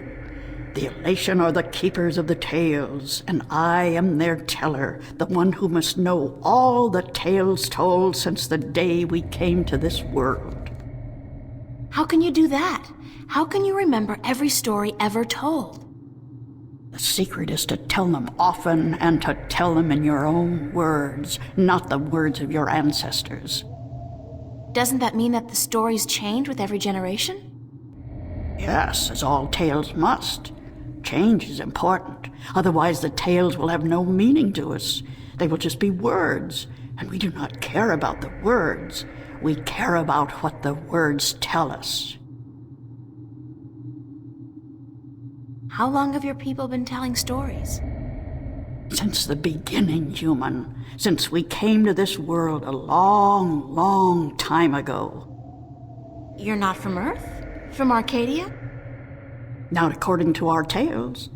We came on a great wind before the divide, when the earth was one and humans had yet to learn of magic and science. But we were a different people then, and the tales we tell from that time are vague and incomplete. Like myths and legends, the younger elation pay little attention to these tales. Sometimes I worry they will be lost with me, these tales, and I am getting old, very old. I came to you to find answers to some important questions. Ask, and I will try my best to answer. Have you heard of an ancient god or dragon that lives beneath the sea? Once, long ago, when my people lived in harmony with the Merim, there were stories of an old god worshipped by the Merim who resided deep in the darkest depths of the ocean. According to legend, the old god had once brought the Merim into their realm, into the ocean, and he was now sleeping, resting before the journey back. Back where? To a great ocean amongst the stars. When the time came, he would gather the Merim and bring them home with him, back to their world, to their ocean. Strangely enough, we have a similar tale. It is said that the great wind that brought us here will someday return to bring us back to a place where we can soar forever on warm winds. Like heaven? In a way, perhaps, but without the need for any of us to die. The great wind will just sweep us up and carry us away. Every evening before I go to sleep, I recite this tale to myself. It is a comforting one. What do you know about the Draic kin? The kin are numbered 4, or so our tales tell. 2 in this world, 2 in the other. The mirror world. The white and the blue, the red and the green. Do you know where they are? No, the tales never say. The kin are elusive. They keep to themselves. I have never seen one myself, and I doubt any of my kind has. The tales do say that our past and our future are tied to the fate of the kin, but how I would not pretend to know. This is one tale that has yet to be told. Do you know anything about the Guardian's realm? This is human business. Would you not know more than I? Your people are the keepers of the tales. You remember more than humankind has forgotten. Please, I need to hear what you know. That is very little. The Guardian's realm is home to the Guardian in his tower. No one is permitted within except the Guardian who was, the Guardian who is, and the Guardian who will be. And of course the Dryad kin, who were instrumental in its making. Have you ever heard of the existence of a hidden entrance to his realm? Oh, yes. Yes, I have heard tell of such a thing, though I would not know where it is. I gather that one of the kin may be able to tell you. Thank you. I don't have any more questions. I am glad I could help you with some answers. I'm the Windbringer. I know you are. It's strange to me to hear those words spoken. I did not think they would be in my lifetime. But here you are, standing in front of me as real as the sky is blue. I'm sorry I have to ask, but what is it that the Windbringer is supposed to do for you? I did not expect you to walk in here and have all the answers, child. The balance has both blessed you and cursed you, and it has sent you here to do what it wills. The Windbringer is said to be the first sign of the great wind that will take us away from here. For a long time, the Elation have lost the strength they used to have. Our bones have become weak, and our wings fragile. Where we used to be able to soar for days on strong winds, we are now using our legs to walk rather than fly. Why this is, we do not know. Tanyan! You know of the reason for this? I'm just guessing, but it makes sense. Go on. The tales also say that the Windbringer will unite us with our past and end the age-old strife. I know. You must make peace and be reunited with the Merim. You share a common ancestry. I have always thought we did. The tales were too similar, the signs clear. But my people, they will have a difficult time understanding why and how this can be. If you don't, both the Elation and the Merim will die out. When war broke out between your people and you were forced to move up into the mountains, it compromised a precarious symbiosis.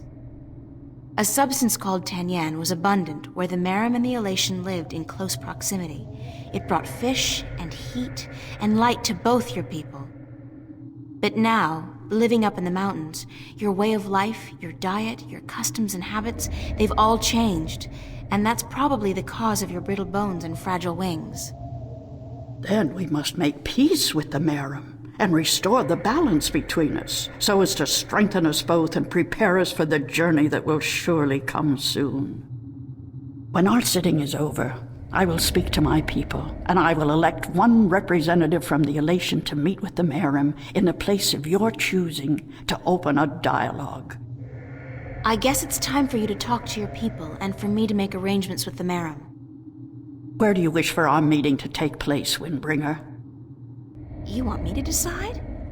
Well, I know. Send your ambassador down to the ancient caves by the beach.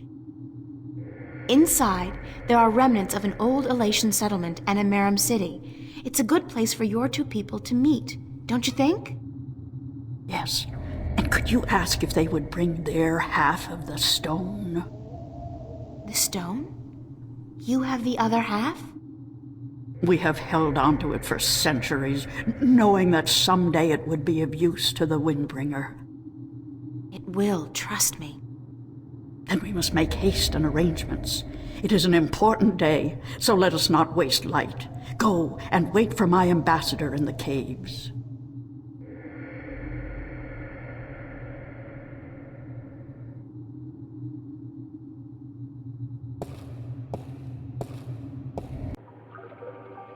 It's amazing. This place is so beautiful.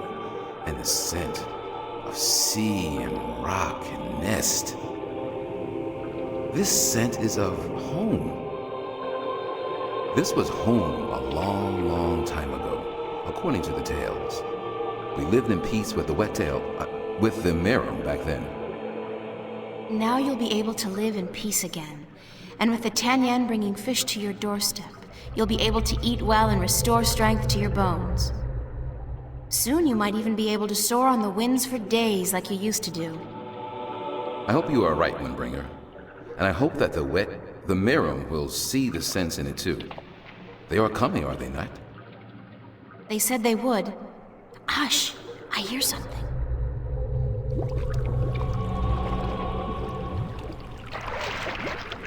We are here, Waterstiller, as was promised.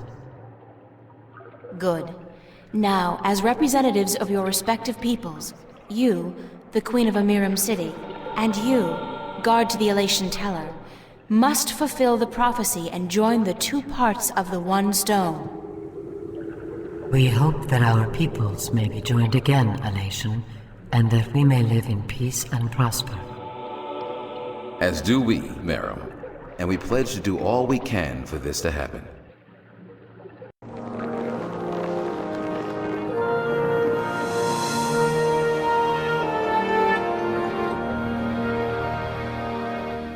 The stone is now whole, Windbringer, and the Elation and the Mirum will once again be as one. You may take it with you. Thank you. The both of you. Come now, April, and we will take you to our sleeping god. May his wisdom guide you and lead you down the right path.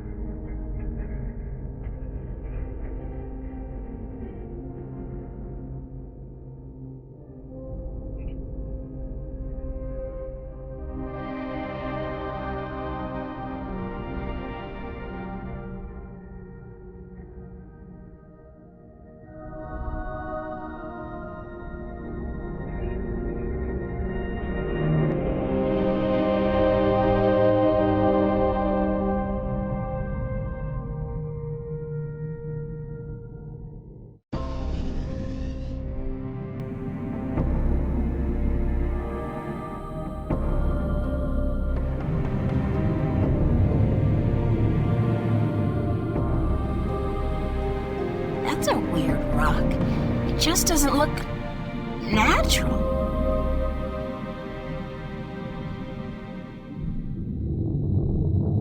Feels more like a shell than a rock.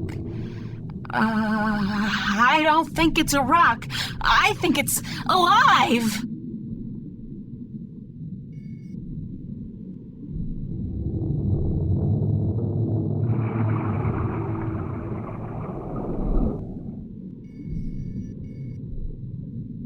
It's soft and spongy.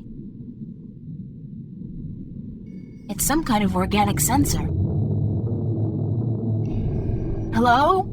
Is anybody in there? Spooky. Well, I guess it's an invitation of sorts. It's soft and spongy.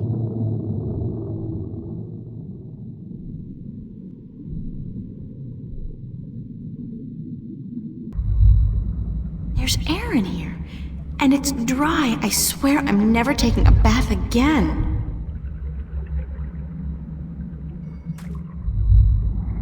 I know you.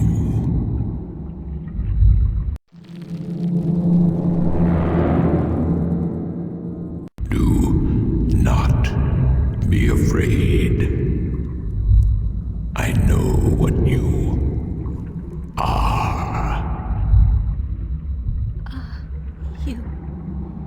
You do? Yes. Yes. What would you hear? I do not like to be disturbed. I wish to be left alone. I wish to rest until the day of ascension.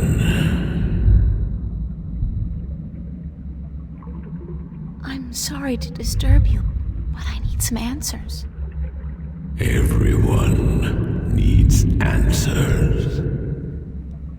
Everyone has questions. I am not the oracle. I cannot answer all your questions. I don't expect you to answer all of them, but I was hoping for an answer to at least some of them. Then ask and be gone.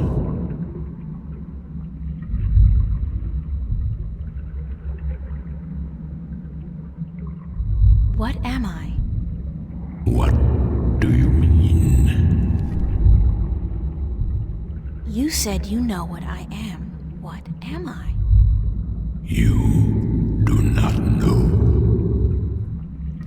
Then it is not I who should teach you about your heritage. You must make this discovery on your own. Listen, I'm tired. I'm wet. I'm at the bottom of the sea, and I'm breathing with the help of a polyp stuck in my esophagus. So just cut the Buddhist bullshit about a journey of self-discovery and answer my question. Please? Your question has already been answered. That is all I will tell you. Your journey began with an answer. It is only now that you know the question. That's so not helpful, but thank you. What is the day of Ascension? The day when the kin return home. When my siblings come to me, and we rise toward the stars for our journey back to our cradle. This is the day of Ascension. So you're going back to wherever it is you came from? We will, eventually, when everything is ready. When what's ready? I will not answer that question. It is not necessary for you to know.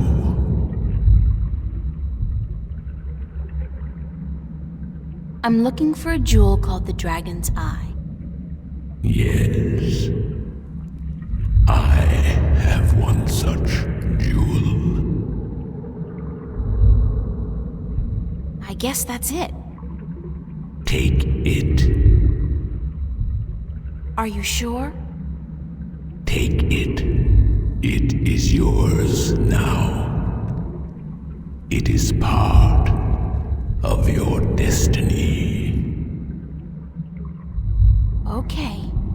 Tell me if it hurts. I need to know where I can find the gateway to the Guardian's realm. So you come to me. They told me, well, they as in the few people who could tell me anything at all, they told me that if anyone would know, it'd be you. I know.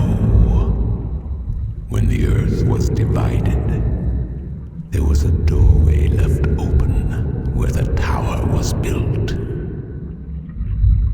But it's moved, hasn't it? That spot. When Stark and Arcadia were created, that spot moved somewhere else. Into the sky.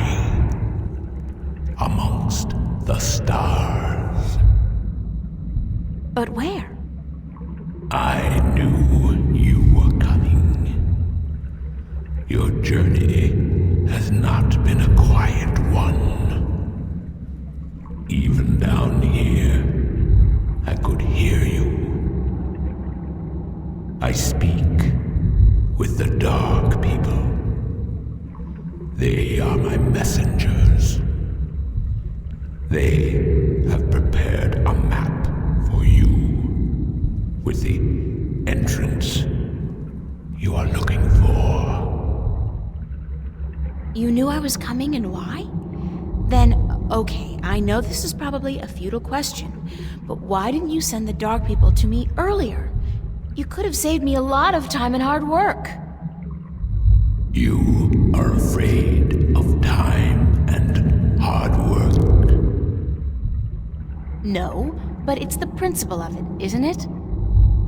No, it is not. You had prophecies to fulfill. You had a purpose. Bringing my children together in preparation. This was important. And for that, I thank you. Now, I wish to sleep. You said something about a map? The Dark People have it. They will meet you. I will bring you to them. What, now? Yes. Hold on.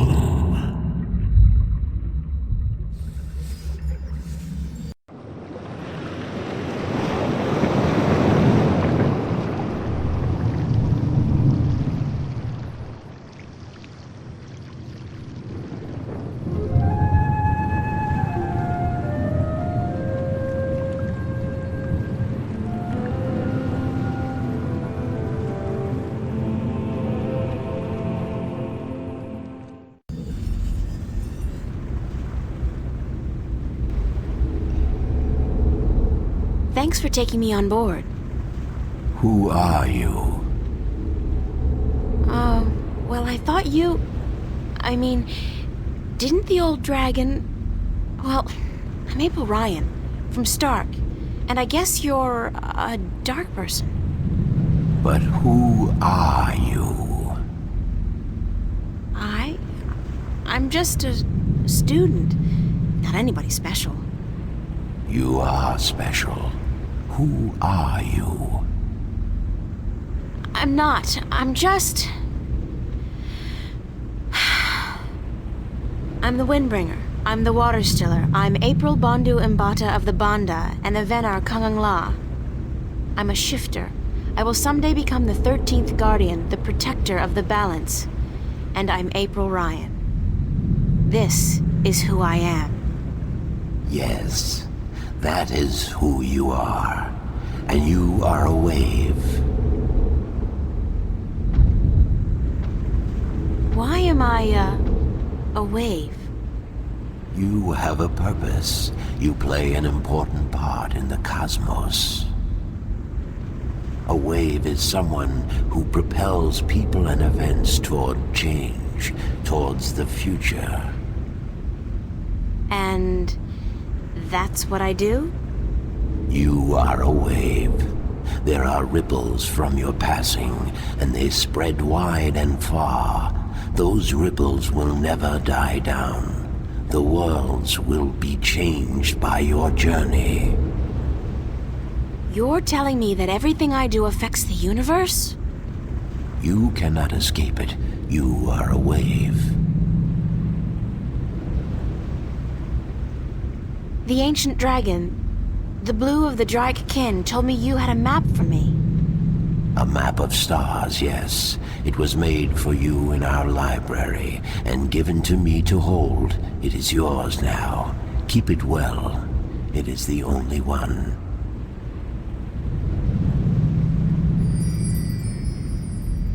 I'm looking for an ancient stone given to you by the Sentinel, the Fathers. You came for the stone. Of course we have it with us. Our ship would not have been chosen to meet you were it not for the stone we carry with us.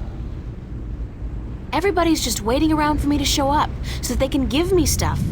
Who knew adventuring was going to be this easy? It will not always be so easy. Of that I can assure you. But here is our stone. We entrust it to you, as we were instructed to do when the Fathers first entrusted it to us.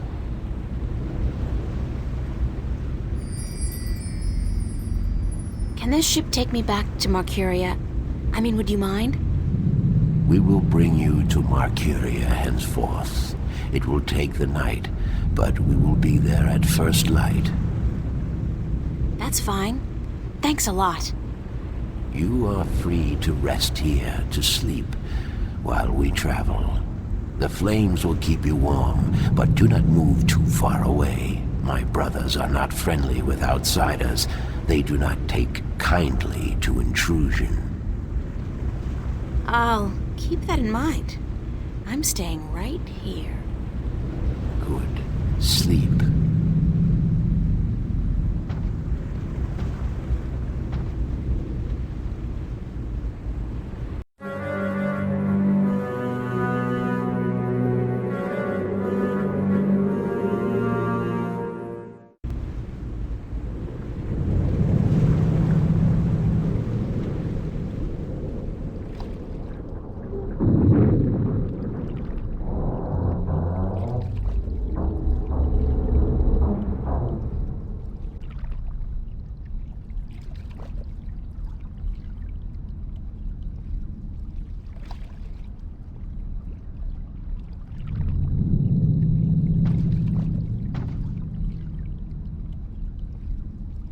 Did you sleep?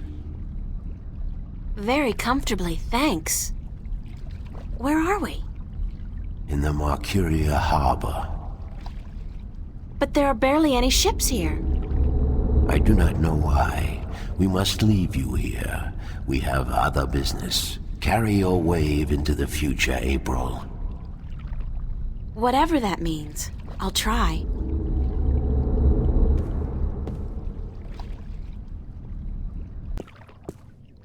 Where did all the ships go? They're gone. This can't be a good sign. I mean, duh. The city looks strangely quiet and deserted. And the sky, those are not ordinary clouds. They look more like smoke. What's going on here?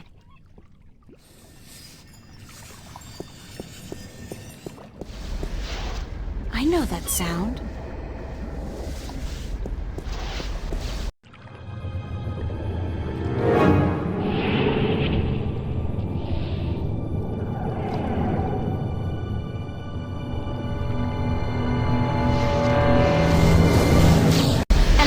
Vortex! Shit! Cortez must have found me, and just in the nick of time, too. God, that was close. What caused that shift to open just in time? It has to be Cortez.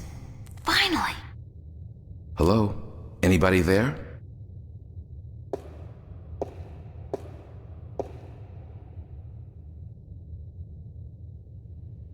Who's there? It's just me. April, it's good to see you again. Father Raoul, where is Cortez? I thought he'd be here. I haven't seen Cortez for a week, and it worries me. He usually stops by once every few days. When did you last see Cortez? It must have been, I think it was last Sunday. Exactly 1 week today. He's been gone longer than that before, but this time What? This time I have a feeling there's something wrong. I don't like that feeling. Is there anything you're not telling me, Father Raoul? I don't know what you, Yes, you do. You're no ordinary priest. You know about Stark and Arcadia, about the balance, and I'm sure you know a lot more about Cortez than you're willing to let on. How did you... I heard you and Cortez talking last Sunday, and it scares me. And pisses me off to think that you're using me, that you're keeping things from me. I thought for sure that I could trust Cortez, but as it turns out, I can't. I was hoping to confront him with this, but he's not around, and you're part of it too, aren't you? April, you have to trust me when I tell you. Sorry, I can't trust anybody anymore. There's so much at stake, and I don't know who to trust, Father. Please, tell me what you know. I'm sorry, April. I'm sorry you don't feel like you can trust anyone anymore, and I'm sorry that I don't know more than I do. But I will try to answer your questions honestly and openly as much as I can.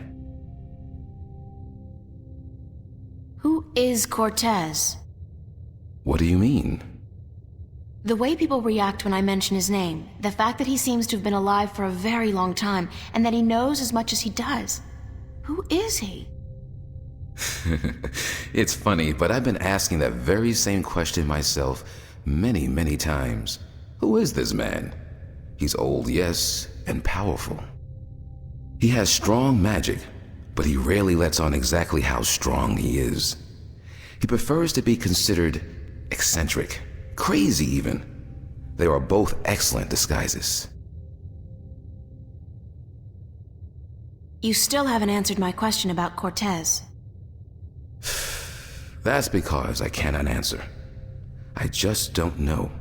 He found me when I first came here. You see, I'm not just a Catholic priest.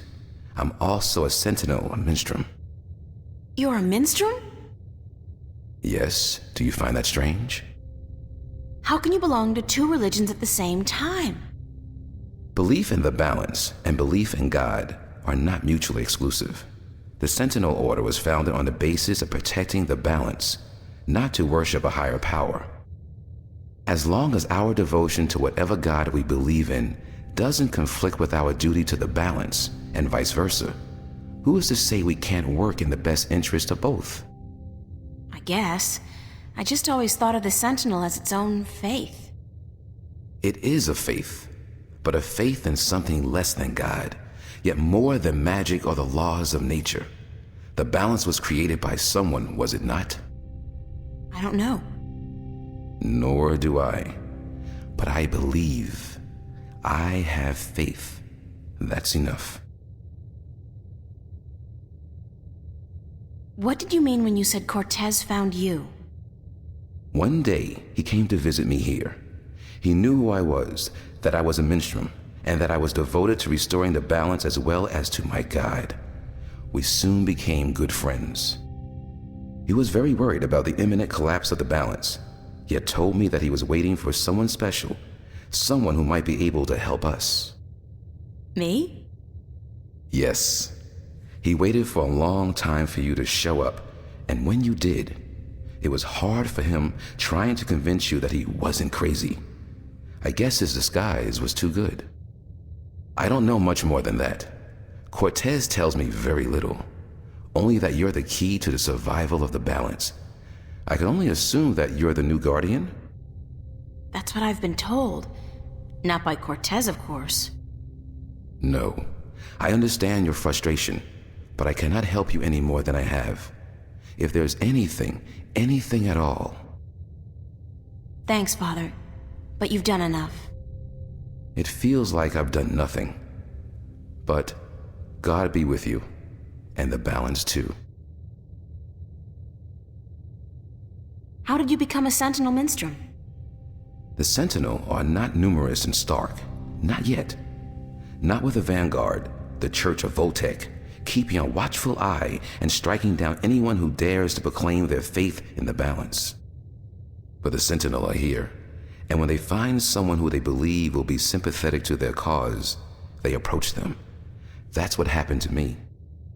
They asked you to join? No. They told me the truth. I was studying theology at the time, and I found scriptures that challenged conventional wisdoms, made me question the validity of my faith. But once I learned the truth about the balance and the Guardian and the ongoing war with the Vanguard, it became easier to believe in God again, because now things made sense. And so, in the end, I chose to become not only a priest, but a minstrel, and I don't regret my decision. Have you ever been to Arcadia? No, I'm not a shifter. I'm stuck here, unfortunately. I don't mind. I've been fortunate enough to read most of the scriptures of the balance, and that in itself is a rare privilege for a Starker like me. I don't have any more questions right now. If you do, please ask. I want to help, and that's the truth. How are things here? You mean in the cathedral? No, I mean here in Newport. How have things been going? Nothing out of the ordinary. Why? Have you been away? You could say that, yeah. It's just been hot and humid, and is getting worse by the day. And apparently crime is on the rise. But what else is new? I have to run, Father. I hope to see you again soon, April. Please take care of yourself. And if you see Cortez, tell him to see me. Tell him that I've been worried.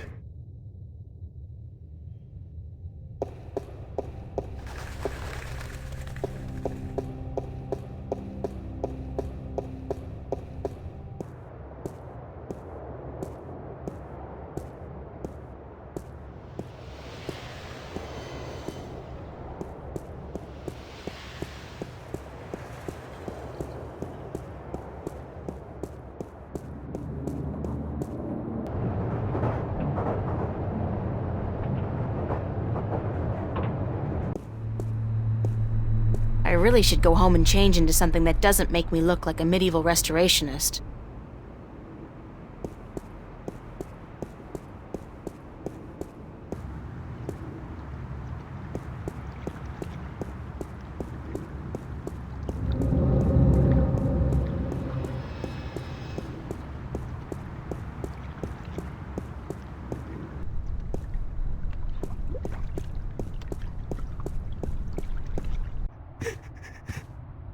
What's going on here? April, run! Get out of here! Why? What's the... Run, April, now! I wouldn't listen to her if I were you. Move over there. I said move!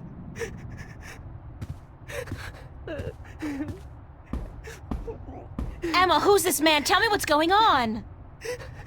Who are you? What do you want?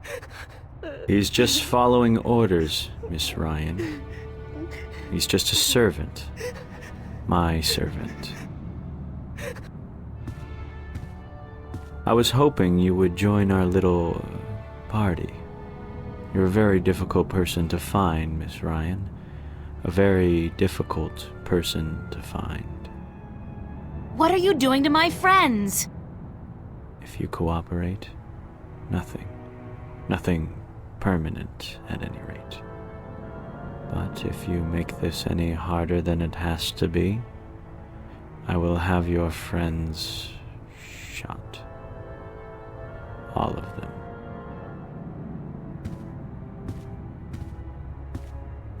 What do you... Do I know you? I know you. I've seen your face somewhere.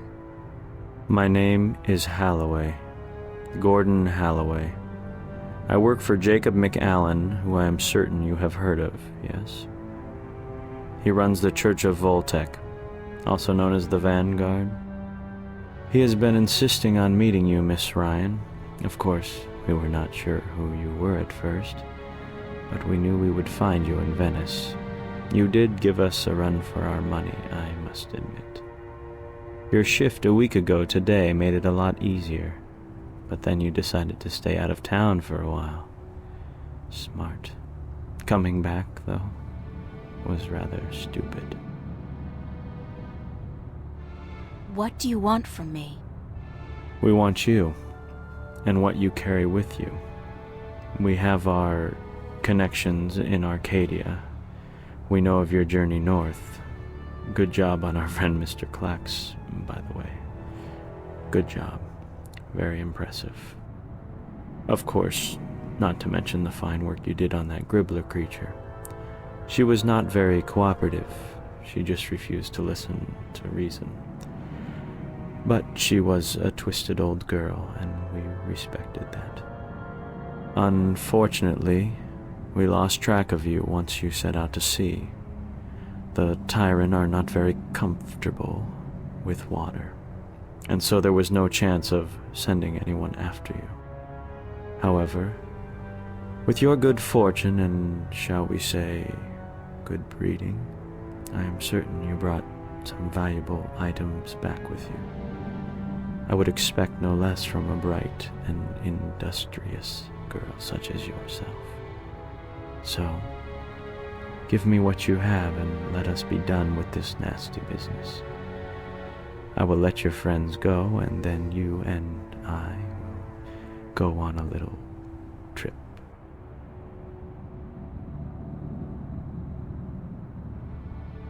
There's nothing I have that you could possibly want. Leave that decision to me, Miss Ryan. Just hand it all over, and we can let these fine people return to their pathetic little lives. You have caused them enough pain, yes? But first, we still need to teach you and your friends a lesson. Shoot that one. Emma! What the hell is going on?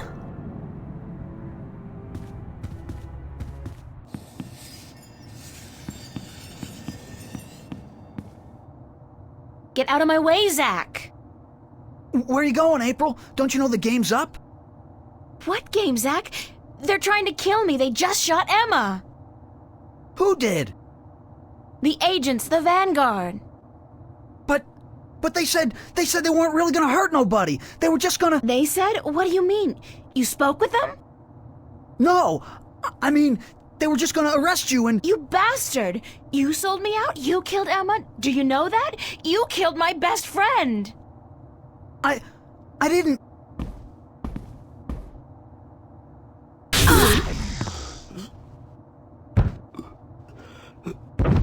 Zach, are you... Shit!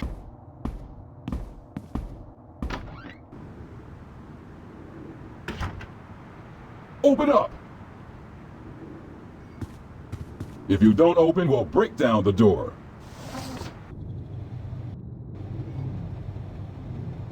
Let's do it. Take it down. You look like a real sailor. Arr, matey.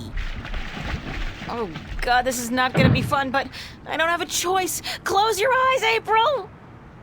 Oh, shit! Ah!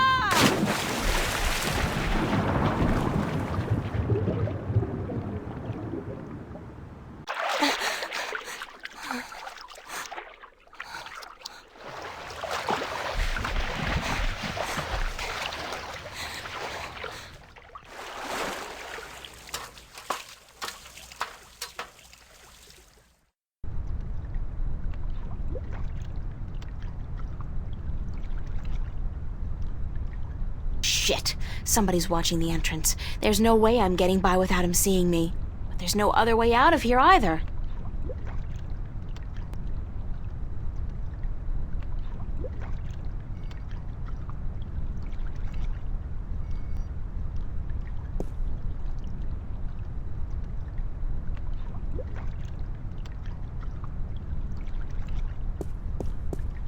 Who's there? I know somebody's there. I can hear you. Nah, probably just a sewer rat. Sewer rat?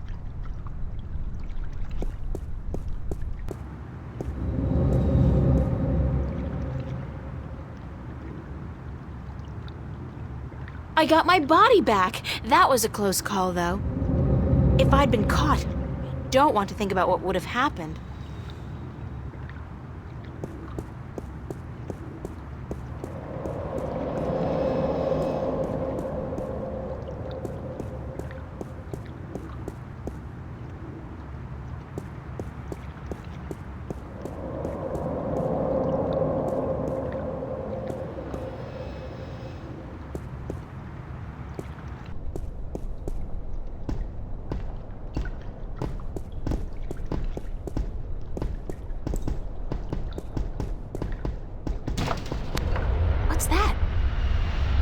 mystery door. It's open.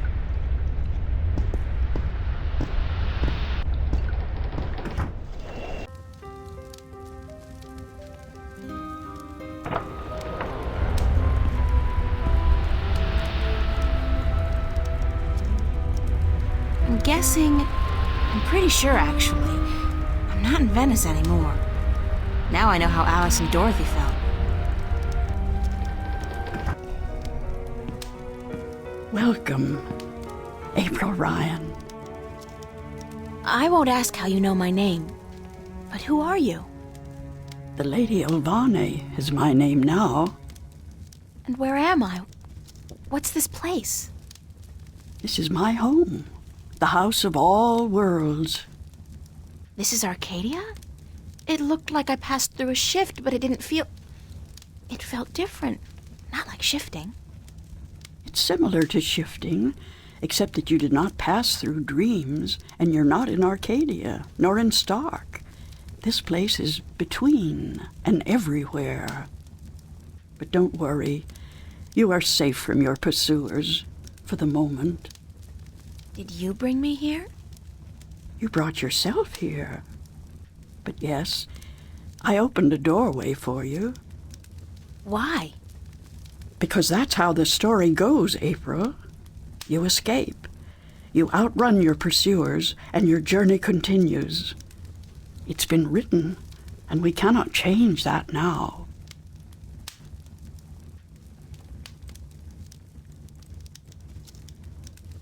Lady Elvane, I appreciate your help, but I'm so tired of hearing about my destiny and about prophecies.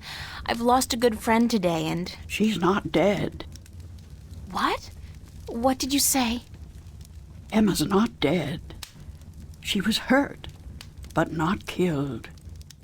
Oh, thank God. Are you sure? I'm quite certain. She is on her way to the hospital as we speak. But the others, Charlie, Fiona, they're angry at you. They blame you for Emma's pain and for not letting them in on the truth. They should blame me. I brought it all to them. The violence, the chaos. I've hurt so many people since this all started. And yet, at the time, it all seemed justified. It was. The fate of the many depend on the sacrifice of the few. Your sacrifice most of all. You've made so many, and you'll have to make many more before this is all over. Will it ever be over? Eventually. The pain won't go away, though. You'll keep that with you forever. I don't know if I can go on. It's so hard. Listen to me, April. You must go on. You must be brave. They all depend on you. And you can do it. You can get through this. Just remember what's important and what's not. Remember who your friends are and trust them. Let them help you. I already did that, and look where it got them. So, somebody gets hurt. That doesn't mean you can give up. I want you to go to Mercuria, to see for yourself how those who are not willing to surrender are holding up. You can learn from their courage. I can't go there. I can't shift. People tell me I have this talent, but it's not true. If I can't use it, what good is it? But you have used it twice already. April, child, you must learn to believe in yourself and your abilities. Use what you know, what you do best, to focus your magic. What I do best? You mean painting? If that's what you do best, then yes. Use that as a focal point. After a while, you won't even need that. But it's a beginning. What about the other things I have to do? What about the Guardian? The Vanguard are holding Adrian, the Guardian, captive. But they still don't know where the entrance to the Guardian's realm is located. Shouldn't I free Adrian immediately? Go first to Mercuria. The doorway will bring you there. If you go straight back to Stark, the Vanguard will find you. Thanks, Lady Alvane. I'm not going to ask you how you know everything you just told me, because I'm not sure I want to know. Good luck on your journey ahead, April. I will keep my fingers crossed for you. Maybe I'll see you again. Oh, I'm quite certain of that. Quite certain.